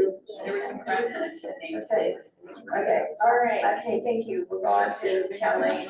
Okay, thank you. So we'll make these next slides, these aren't they're important and huge, but they're easier to digest. All right, next slide, Jackie. So again, Calline started, initially the vision for Calline, and again, the acronym is for California Advancing and Innovating Medicare. The initial proposal hit way back in 2018, 2019, and then was delayed due to COVID. Behavioral health had some of the early Calline reforms that touched the entire healthcare system. So Calline is an initiative that touched the entire Medi-Cal system in California. Behavioral health had a very significant first rollout of things like our payment reform, our documentation redesign. All of those pieces hit us very early on in Calline in 2021. So this is a part of that. Buried in that legislation was administrative integration. Again, we've been talking about that for a long time as far as integrating Medi-Cal, or integrating behavioral health at both the SUD and mental health and at an administrative level and eventually at a clinical level. And so this was the background on Calline. Next slide. So the goals of administrative integration are to really improve not just the integration, but the health outcomes and the experience of our beneficiaries or members. Again, we are trying to reduce the administrative touch points for not just the members, but for our providers at the county level, reducing duplication of efforts to track and to manage. And so really this will help streamline and move us in the right direction. So the goal is to have an integrated behavioral health plan, because again, remember we're a plan and a provider, and as a plan, so like as an insurance company, making sure our services are fully involved in both mental health and substance use. Next slide.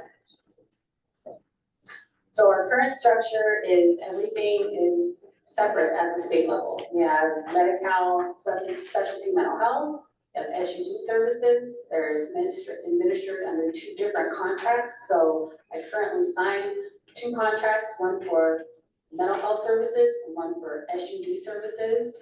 We have different requirements for clinical documentation, different requirements for billing, claiming. Calline has started to change some of that administratively, and this is the rest of that change, and really changing it to where It is a behavioral health plan instead of a specialty mental health plan and a drug Medi-Cal organized delivery system or DMC ODS plan, and really merging those into a specialty behavioral health plan.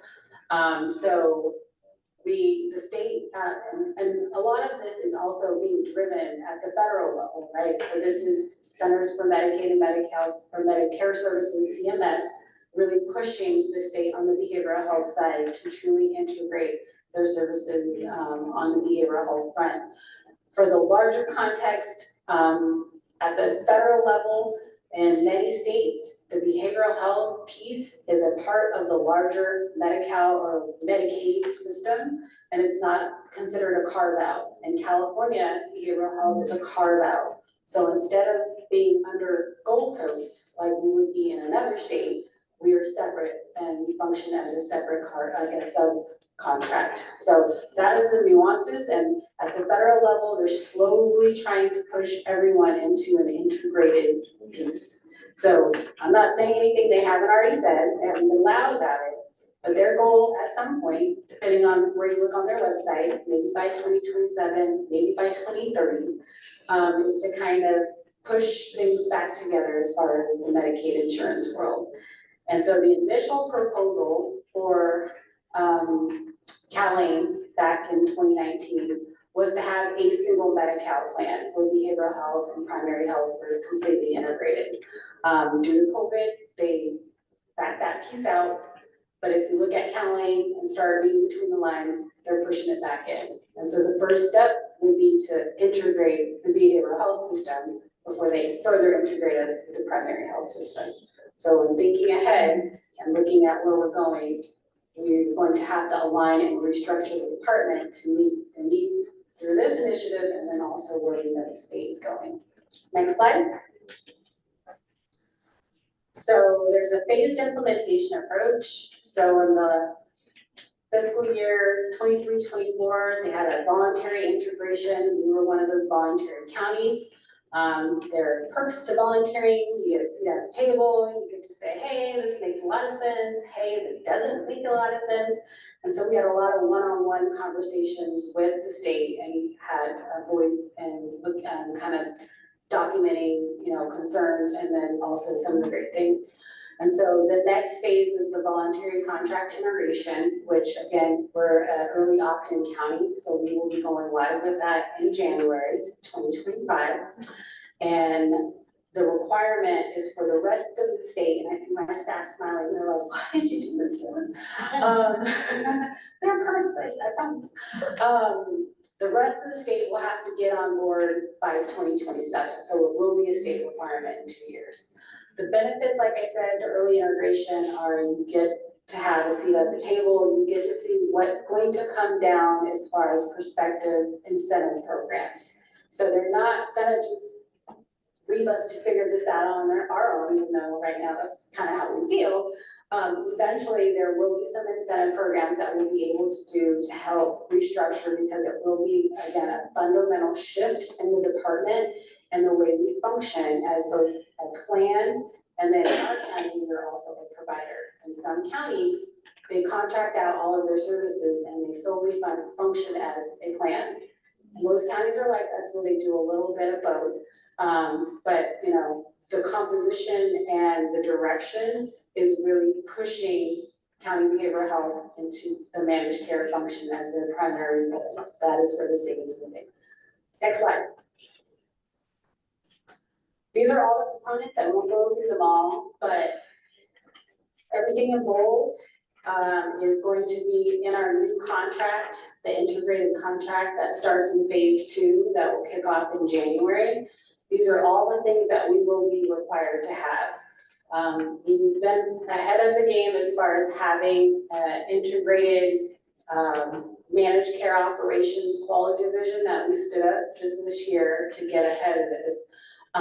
We started our integrated county operated access line a couple of years back to get ahead of this. And so in a lot of these areas, we kind of did just because operationally it made sense. It made sense for, you know, being fiscally responsible as far as having staffing do more than just one area. But now we required, moving forward, that you have integration and streamlined functions across these buckets. Next slide. These are the timelines, as I mentioned. DHCS is still very much engaging with our counties. We are part of the early adopter work group counties. We will go live in January where a new integrated contract goes into effect. Of course, you know, initially, it really will just be words on paper because that's how all these things start at the state level. And then eventually, as they start to train their staff, because they're gonna have to cross-train their staff who are only used to looking at specialty mental health, they're only used to looking at specialty substance use. And they'll have to figure out like what the new world looks like as far as the tools that they use for measuring us against these new requirements. So it will be a work in process even up until that 2027 timeline when everyone's required to be live. Next slide. Okay, the last piece. So California Behavioral Health Community-Based Organized Networks of Equitable Care and Treatment. Yes. Affectionately known as BH Connect, and we call that CalAIM 2.0 with the department. Next slide. So this is basically taking kind of what CalAIM started and moving it into the next phase. So we'll get into all the nerdiness, but California submits every 4 years, 1115 demonstration waivers. Those are the pieces of policy that allow us to do all these things, all these changes as far as DMCOES and CalAIM and all that good stuff. And so the last waiver was the CalAIM waiver. And you can believe it, it's been 4 years because it was 2019 when it went through and 2020 when it started, and here we are in 2024. So the new waiver is already here. And so the state has applied to CMS to basically extend what they've done through CalAIM and take it even further. And so this technically hasn't been approved, although the state operates as though everything's approved. Technically, the feds have until December 31st to approve this new waiver. But they've been negotiating for quite some time and have started to make some changes based on anticipated approval. And so some of the main objectives, again, of BH Connect had to do with strengthening the continuum of our community-based care, and a whole lot of reorging as far as the managed care and the insurance type functions that we as a department perform. So next slide. Again, this is the timeline period.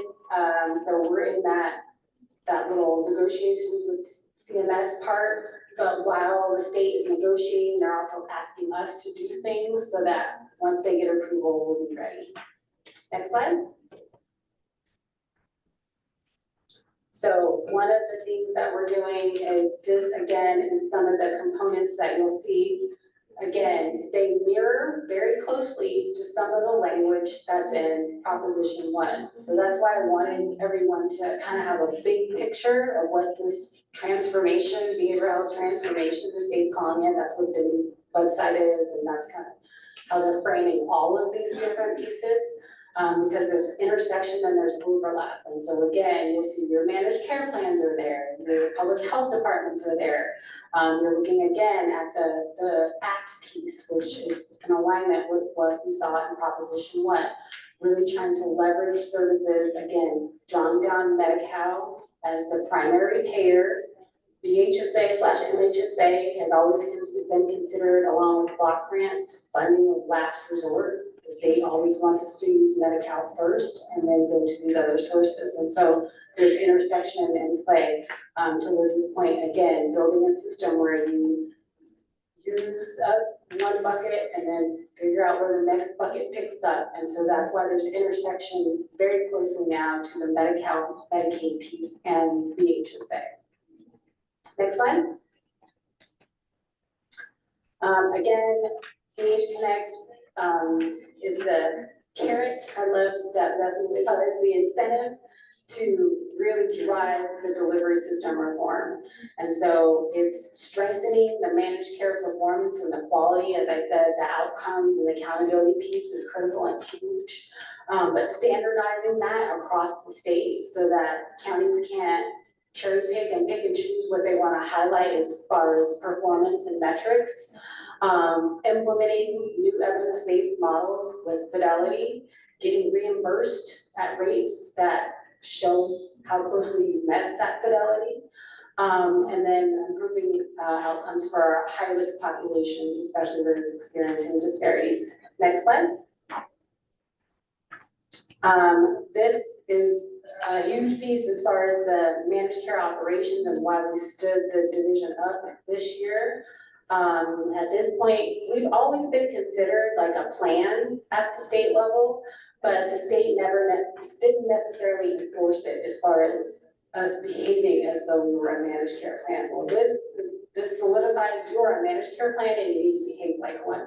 And so we're gonna help you out, but we're also gonna throw on more requirements. So of course, the National Committee for Quality Assurance, the NCQA, those of you may be familiar, is accreditation used in primary healthcare, other areas of healthcare, and it's used to demonstrate health plans and communities and stakeholders and their commitment to following evidence-based practices. So we are undergoing currently parts of the assessment. We don't have to do the full assessment just yet, even though we know that's where the state's going.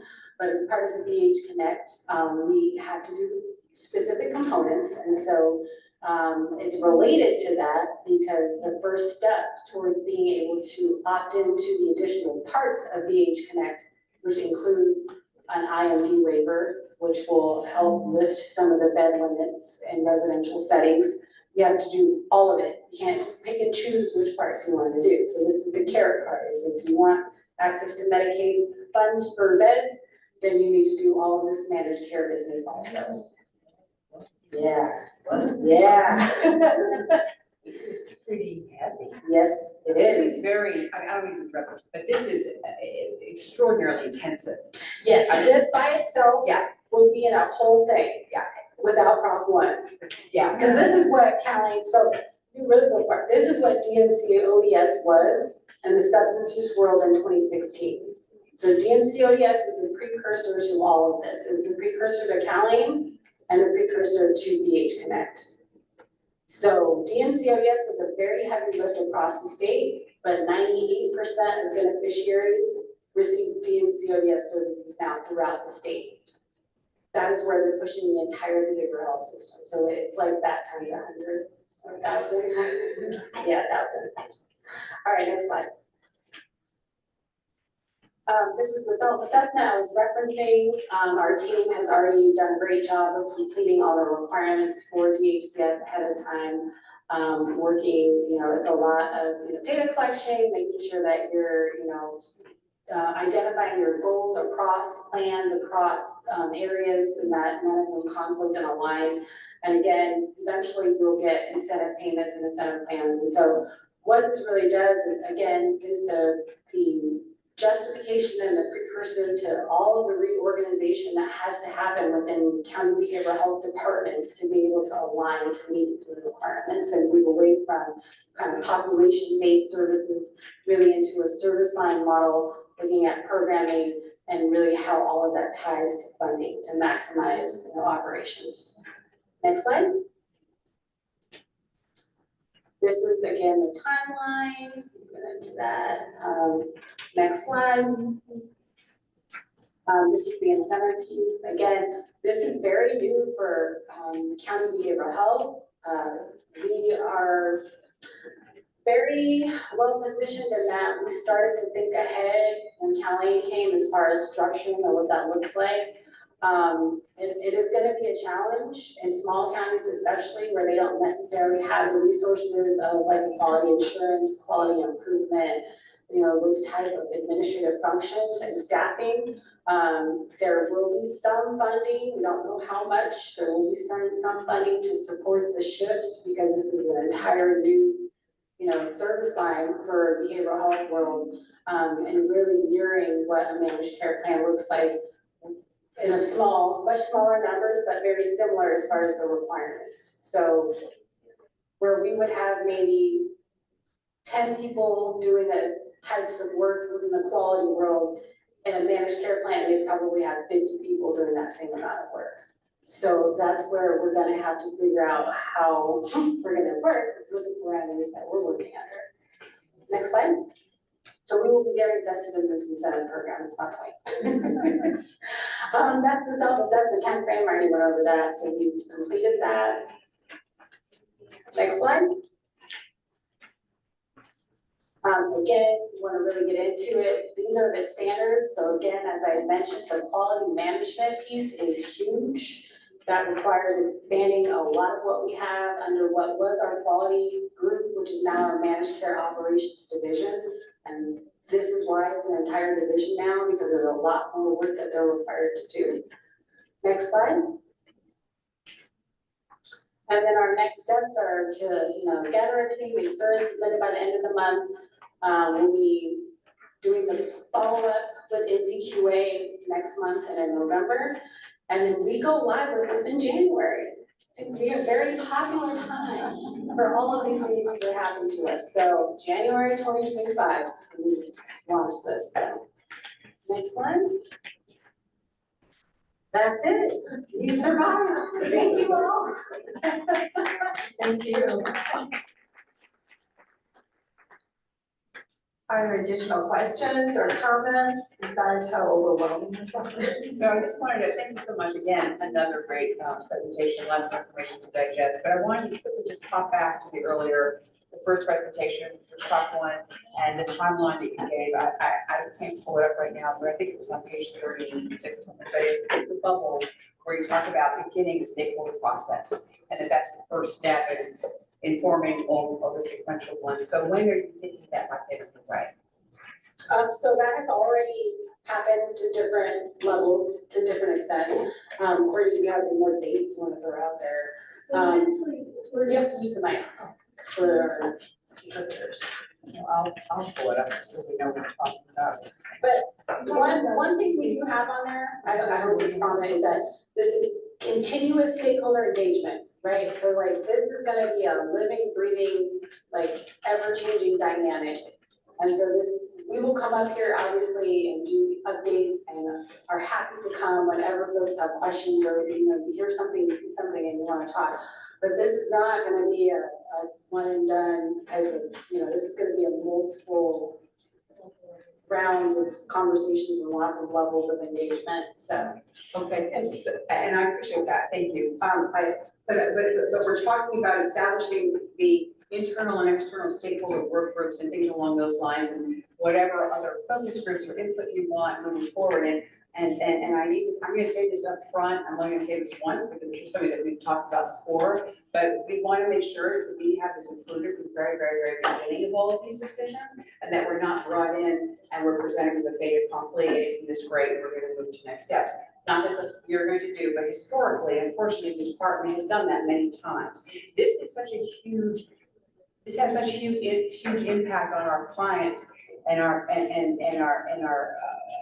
folks that I don't want this to be treated lightly or just like any other stakeholder process. I think this is weighted and heavy, and I want to make sure that we're involved and integrated in all of the different areas, which means that there may not be just one work group.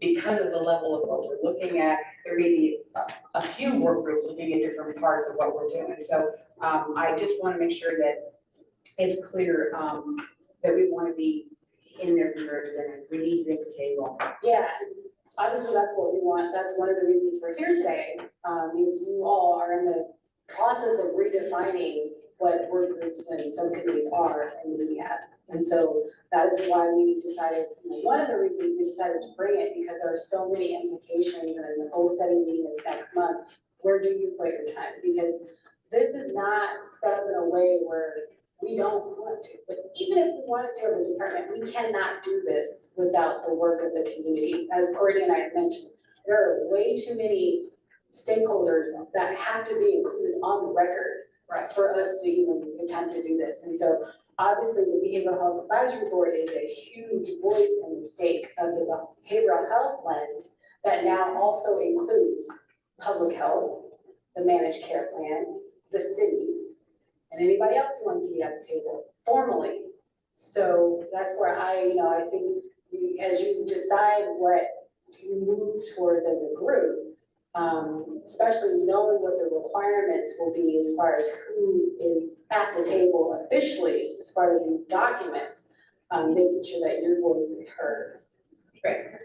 And I'll just add, Liz, I very much appreciate you speaking to that piece and know that what has taken place so far is getting some initial foundation under us so that we can bring clarity to the stakeholder groups, because there is not enough clarity at the state level in some critical areas around housing, early intervention, and how, some of these other pieces are. So we have to balance this in part with making sure that we have enough of the right information guided by the state that we can bring to the stakeholder groups to have the conversations that we need to have and to gather the input. So we hear you, you are on the table. This, as Dr. Dennery noted, this is not a siloed event. It's not a, we'll come and communicate after the fact. There are too many parties in the party and too many elements to figure out, because again, going back to the beginning,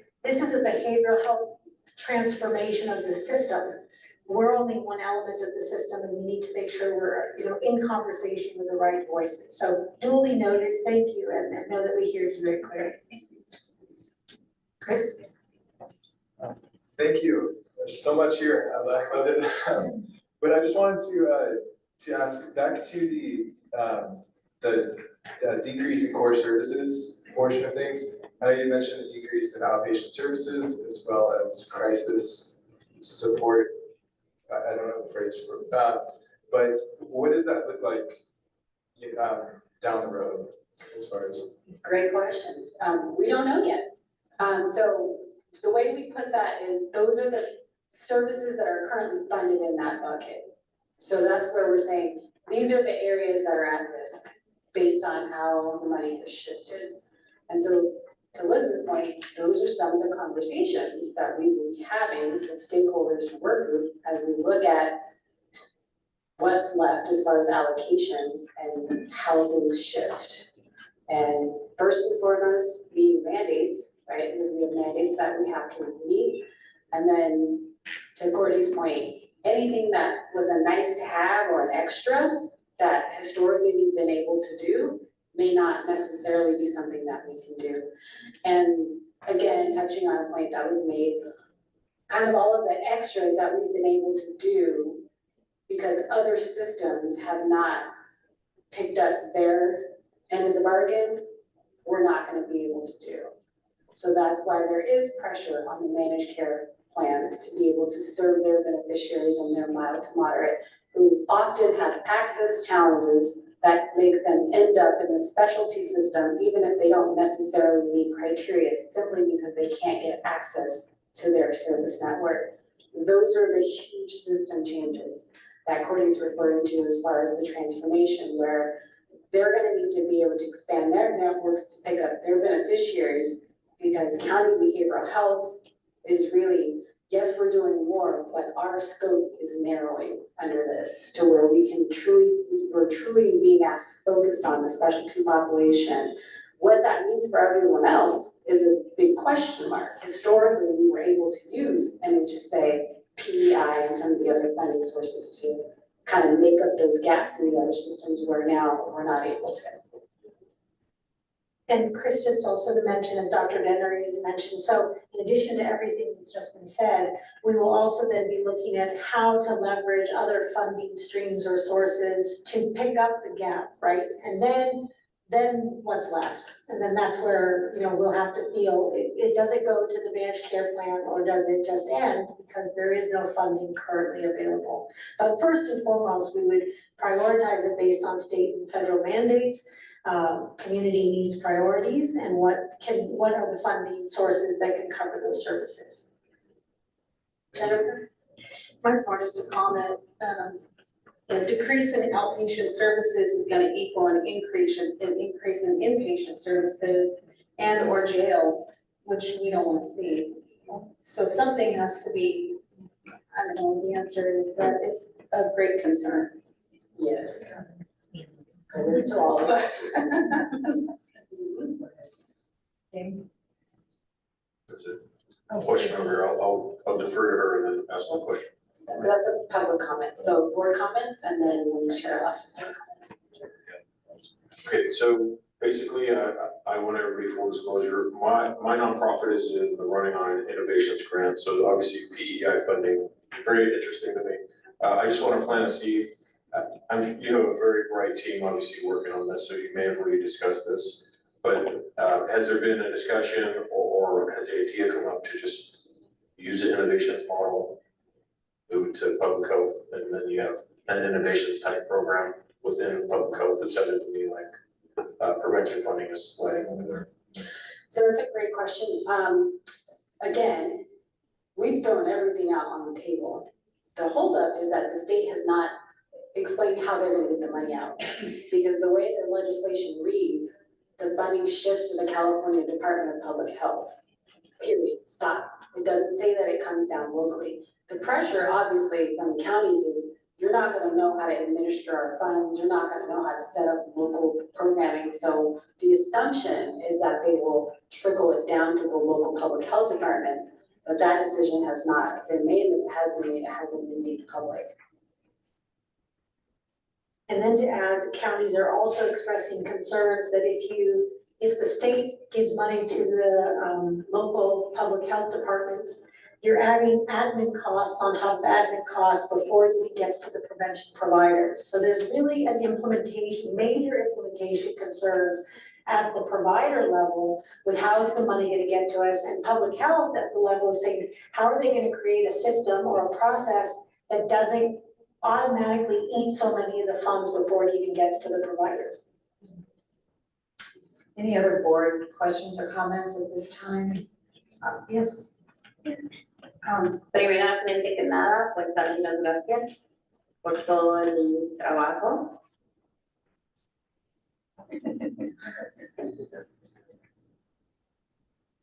First of all, I want to say thank you for all the work that you've done. Mucha información, como he escuchado, para todos y especialmente quiero decir que para mí, porque tengo que estar trabajando con el idioma. Cuando llego a mi casa me pongo a leer todo lo que vemos aquí, pero quiero hacer una petición porque no todo está traducido al español y para mí va a ser muy complicado aún estar tratando. Me gustaría hacer la petición si me lo pueden dar todo completamente en español.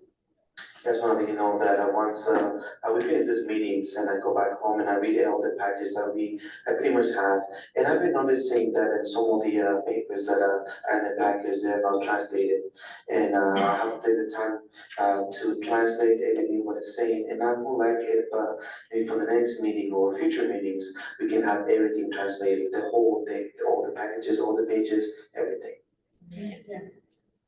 Thank you for that comment. Yes, thank you. Thank you. Matt? Thank you, Cheryl.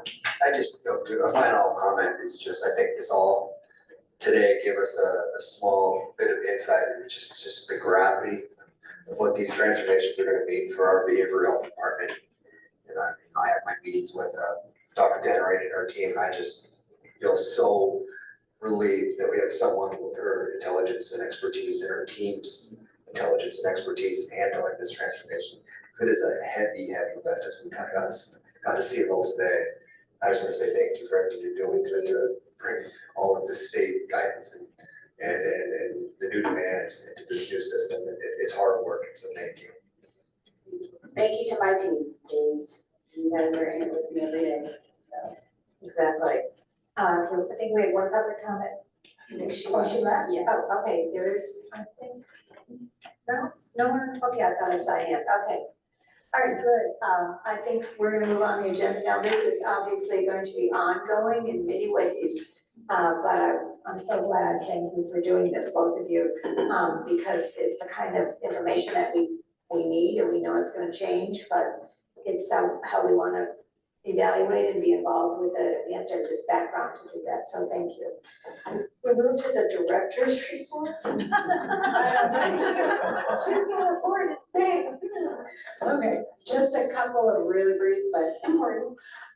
So last meeting I reported that, the last general meeting I reported that we were close to having a signed compliance agreement with Lua Vista Del Mar. Since our last meeting, we have a fully executed agreement for the compliance monitoring. Also, since our last meeting, they have retained their independent consultant who will be with them for the next year as they engage, re-engage into serving the LPS population.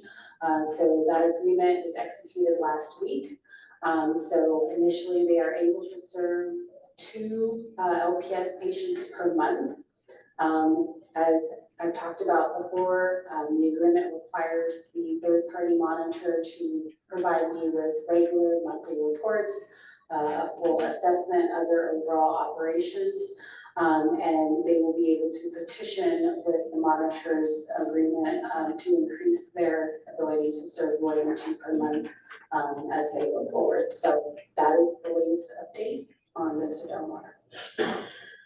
The next, I just wanted to follow up on from last month's presentation that we had from the CEO's office regarding the planned MHRC on Lewis Road.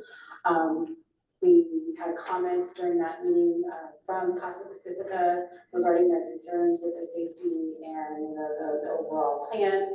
And as they mentioned in the comment that the county was coming for a visit, and so I just wanted to follow up and let everyone know we did. Myself, a team from CEO's office, and my team, we went and talked with members of their staff and the board of directors.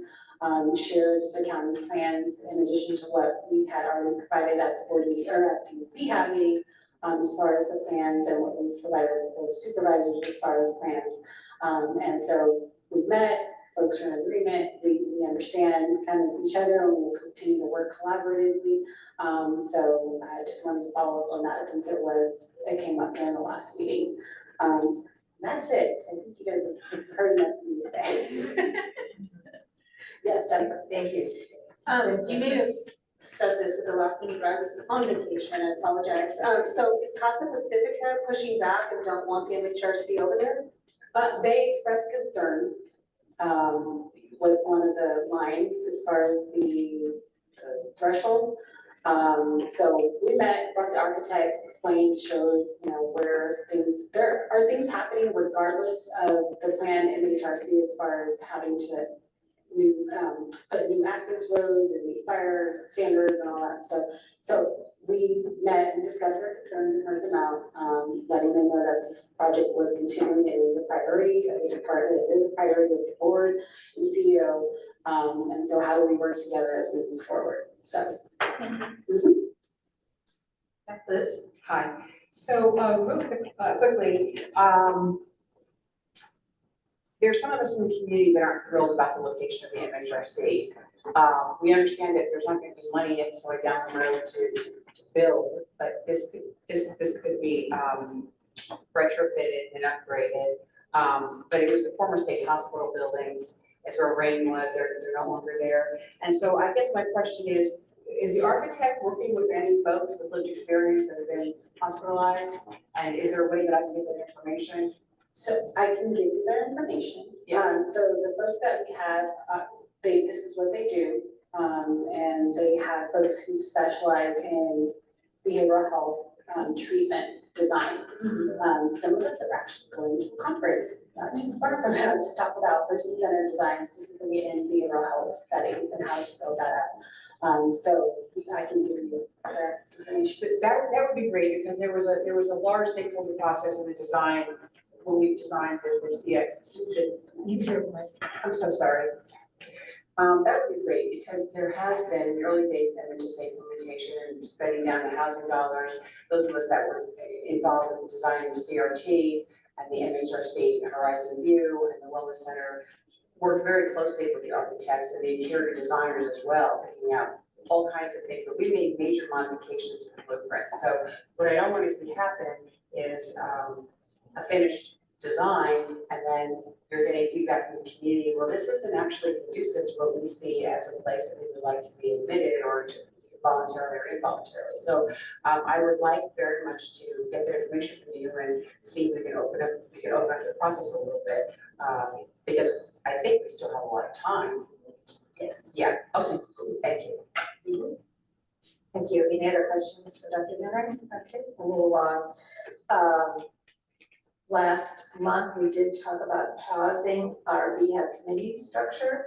And there was quite a good discussion on it. I think people were in agreement. We, as you know, our committees, we only have, I think, one existing chair, or that's not true, 2 or 3 existing chairs. The committees don't seem to be able to get quorums. So we have pretty much been meeting. And because we're going into a goal setting meeting, we hope our committee structure can be geared around the goals that we decide on. The will of the group seemed to be to pause the committee structure as we know it right now. Also, the bylaws committee is tackling this also in our upcoming bylaws meeting. So unfortunately, it was my fault. I didn't put it as an action item, so we couldn't vote. So this is just kind of a continuation of the discussion we had last month, to get a vote, if that's agreeable to everybody at this point, just so we can make it formal. Any questions? I would follow up on your comments, move that we pause the committee activity pending the outcome of our strategic plan meeting. Thank you. I'll second. Thank you. Okay, no more discussion. We'll take a vote as we roll call. James? Do you need a motion? You have a motion from Lavere, I'm sorry, I couldn't hear very well. second from Ms. Warren. Ready for the roll call? Soledad Barragan. Yes. Sorry, I have to skip some lines here. Kevin Clarisi, Yes. James Espinoza, yes. Genevieve Flores Haro, Yes. Supervisor Matt Lavere, Yes. Nomi Marufo, Yes. Diane McKay, Yes. Jennifer Morrison, Yes. Sean Pusey, Yes. Dahlia Rodkin, Yes. Chris Tejeda, Yes. Marlene Torres, sorry she's absent, Liz Warren, Yes. and Cheryl Hayden. Yes, thank you. That motion passes. Thank you. Moving on to committee reports, Janice Gardner's not here, so we will not be having a prevention committee report. Moving on again to board member comments and announcements. Any board member comments or announcements? Okay. Naomi? Yes, I just wanted to bring up that the Spirit of San Paulo Navigation Center started a new program, BHBH, Behavioral Health Rehabilitation, which now opened up 8 additional beds. What qualifies the individuals is that they are connected to behavioral health, and they are referred through the HMIS system. Thank you. Thank you. Chris? Thank you. My comment has to do with the LPS designation with hospitals. So to back up, we're a nonprofit, the Candelli Group, and we help individuals, and we've come across a lot of people over a good period of time who have had issues with whether it's a county hospital or a private hospital within the county, who are on a 5150 hold or ended on a 5150 hold, but then due to the hospitals, and I'll say hospitals generally, including county as well as private as well as public, their inability to move those holds or reissue those holds or move those holds to 5250, or essentially they don't have the LPS designation or LPS licensure to be able to do that. And I just wanted to bring this up, maybe we could visit this as a board and see how we could get these hospitals to have this designation. I know CME, Adventist Health, I believe, as well as St. John's have taken the steps to contract out with a private telehealth doctors situation that will get that will administer those holds. And to me, we have, I mean, the staff are great at these hospitals and they really do what they can. So they come up with very creative plans to get people readmitted and to coordinate families there, to get an officer there, to get a new 5150 put in place. There's a lot of moving pieces along the way that I think could be better.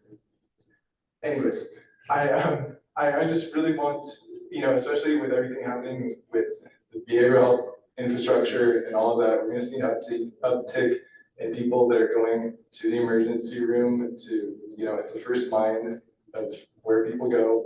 So if there's some way where we could make a board recommendation, whether to BCBH or maybe to the supervisors in general,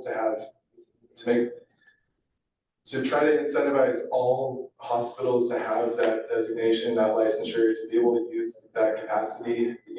A couple of years ago or a year ago, we got the 5270 in place, but it really doesn't do anything if we don't have the hospitals have the infrastructure to move those holds. So that's just my thoughts on it. I'm sure that everybody has different thoughts on that, and I'd love to hear that as well. So I'd just like to put that out there. And again, I'm not saying this would be very expensive, I'm sure, and I'm sure it puts a lot of liability on doctors, which is not the best. So there's a lot of pros and cons, but I just wanted to put that out there as something that may have a big impact going down the road. So thank you. Thank you for bringing that up. I'm sorry. Oh, okay, and we can, I'll talk with the Dr. Leonard, but thank you about that. Jennifer? Is that, that's public comment. Do we have any updates on when the East County CSU will open, or is that on hold because of everything that's happened? No, it's not on hold.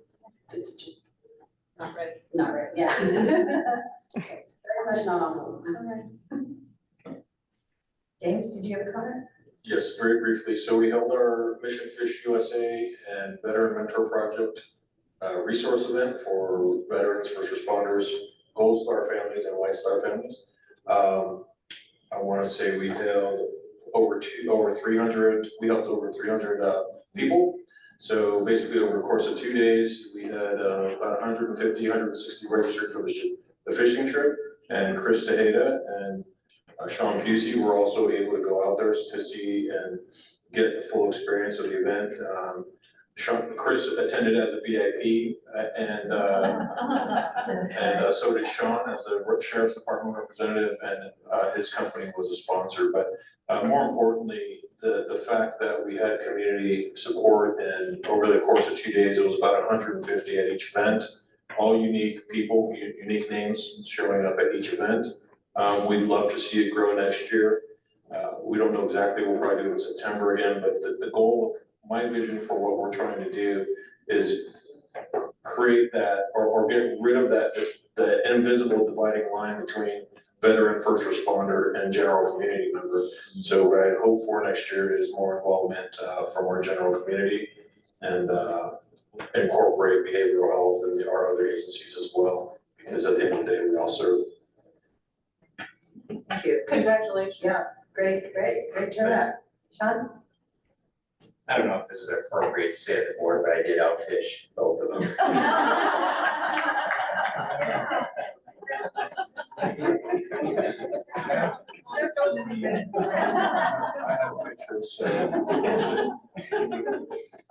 Just an update for our health and programming unit at the Top Road Jail. We're planning on double occupying that. Come mid-October, that project will start, so we will be able to get more folks down there in our nice new unit with the viewing gardens and open light setting, so that should start mid-October. That's all I have. Great, thank you. Anything else? Board member comments? Okay, moving to old business. We've been talking for a couple months about possibly changing the day of the week and the time for the general meetings. And we were gonna originally kind of do that as a paper vote today, but because their key member's not here, we are gonna do a doodle poll through email. So you will receive something in email that will ask you to indicate what days of the week and times would work better for you for the meetings. We may or may not be able to change them, but we certainly wanna honor those who would like to see them change and see what response we get. The actual change would not occur, if we decide to do one, it would not occur until the first of the year, given all the things that we've already got planned, but this is kind of an advance notice of that, so if you get it, please respond. You will get it, so when you get it, I should say, please respond, and it will go directly back to Jackie, and do not respond at all, please. Okay, moving to new business. Diane, do you want to say anything about the site visit? Unfortunately, we were ready to go for the site visit, and then they had an outbreak of COVID. So I'm hoping to reschedule it in the next couple of weeks, as long as it's safe for both the facility and for us to go back. Okay, great, thank you. So if there's anybody who didn't get in on that, want to go visit the IPU, again, you can contact Diane. She can tell you when that's gonna be set up. Okay, then the last major thing that we do have today, and I'll try to make it as brief as I can to try to keep us on time, is next month, as I've notified you all, that there will be, Teresa Comstock is coming down from our state organization, and she is gonna be helping us with our goal setting meeting. First of all, I am going to request that we schedule this for an extra half hour, so it would be from 1 to 4, so that we do have enough time to do both goal setting as well as any other business that we have to do at that meeting that we can't postpone to November. Hopefully we won't need that extra half hour, but just so people can schedule it in just in case. So for this meeting, the goal setting meeting, we will do it with her leading it. We need to decide on how many goals, but she recommends, and I would certainly concur with this, that we wanna do probably 1 to 3, so maybe 2 to 3 major goals for the year. And although we're not gonna be able to touch everything that we touched on today, obviously, we can't, but if we can make some significant recommendations to both the department and to the Board of Supervisors, with what we decide to set and what we go into in depth with our committees, so that we do have specific recommendations. I think that's the goal of this. So she will be jotting down all of our ideas. We'll then be voting on, and we will decide how many, but we will then be voting on first, second, and third choices. I'm sure you've all been in goal setting. We've got the little colored dots, and you put them next to what's up on the board, and we see who gets the most votes, etc. We will have discussion on, obviously. So, it's difficult to think about what to do with these, because what the report that we just heard, for example, on Prop 1, is there's a lot. And we have to really try to narrow this down. I think that's gonna be the most difficult.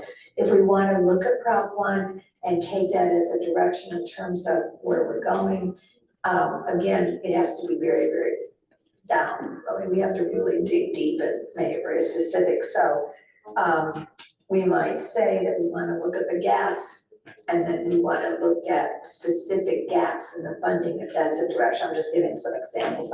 I'm not saying this is the way we wanna go at all. Or we might wanna look at a specific program and what the impact of that will be under Prop 1 and the ways that things are gonna have to change. That might be another way to look at this. As you read through this report, you can see where the department is telling us where the gaps kind of are, where the needs are, maybe ways that we wanna look at something deeper to make sure that what we're looking at is included, and if it can be, how will it be funded, and do we think it should be, and et cetera. So just the needs might be one thing we wanna look at. And we have to look at kind of how it might be possible to get there. And again, these are just recommendations, they'd be a recommendation to the department, which we obviously be closely working with, and to the board of supervisors, so that they have some input from us on what we're seeing in terms of the direction, because it's gonna be heavy lifting, not only on the departments, but also on the supervisors because those are gonna be some really tough decisions to make, it sounds like, in terms of the funding and where they wanna go with it.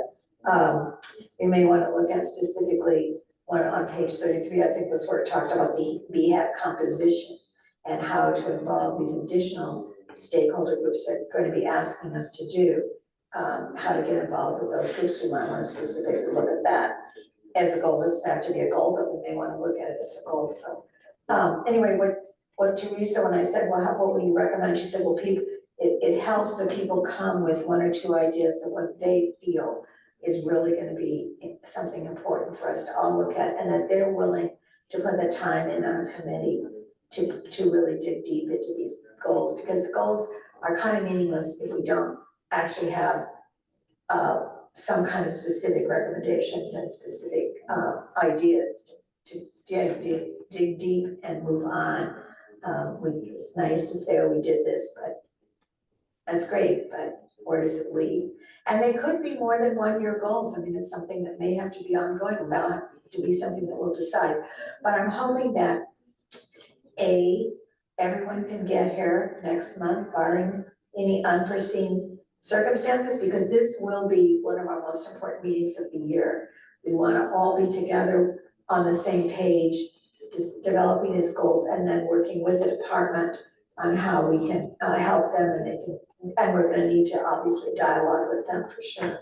So it's real important that we have that buy-in from everyone, and then know that you're gonna make a commitment to also buy into working on a committee, because the committees don't have to be permanent committees. In fact, she recommends ad hoc committees, especially if we're working on the Prop 1. So they may be ad hoc committees, but there still has to be a commitment here that people are gonna work on these committees, attend a meeting at least once a month, and be willing to maybe research and dig deep and do other things that may be necessary for you to do on a committee. So I want everybody to be thinking about that. If you can review the information and the materials that we got today, and just your own knowledge about the committees that you've been on and what you might see as something that you felt didn't get answered, that you want to see it be answered, and have some time to really delve into it.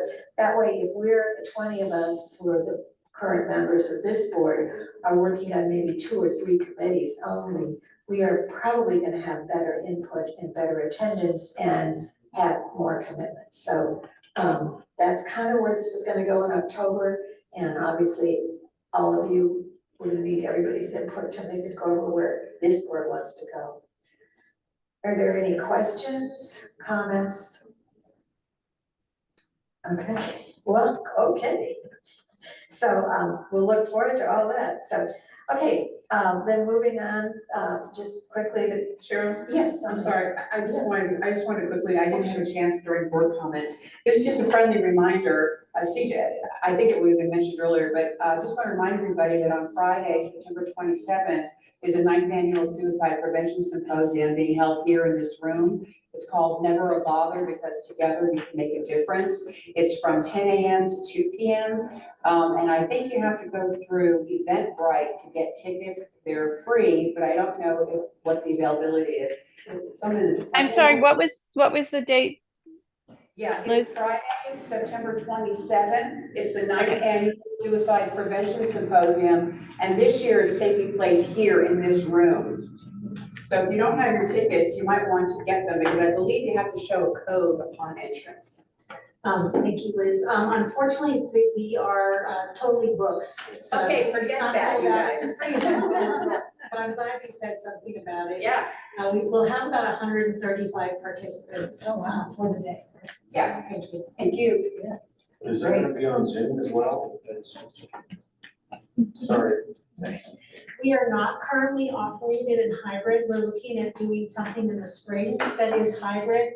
And part of that is that we have found that hybrid events have the technological challenges impact our ability, and it's such a short day of only 4 hours that we didn't want to have technology take over the topic. Great, thank you. Okay, presentation request, you have any? And Chris, I know you suggested something, we'll take that up and then, let me know. Recognition awards, recommendation, oh, sorry. Shocking, I have something to say. I'm gonna shock the heck out of everybody though, because this is on the heels of our fishing trip. We met this fantastic person named Kevin Brennan, and he runs a fishing trip for youth and families. And we spoke, Chris, was it you and I that spoke with him? Chris Tejeda and I both spoke with him. We didn't make any decisions for the record. We just spoke with him and asked if he'd be interested in presenting, because one of the things I've identified as a huge gap for veterans, first responders, is that family member involvement. So what he does, and in our discussion, he has the kids and or families go out fishing. It's a very similar bonding experience like we experienced on our trip, but I think it'd be valuable for his presentation. I think it would be powerful given his background as well. Okay. Thank you. Okay, so noted. This month, we do not have any contracts to review as there was no Board of Supervisors meeting, they were done in August. Any other public comments? See any hands? Any other public comments in the room? Okay, well, thank you all for your attendance and your great questions and comments. Quite a fun-filled meeting. We really appreciate it and look forward to seeing everyone next month. Thank you. Thanks, Cheryl. You did a great job.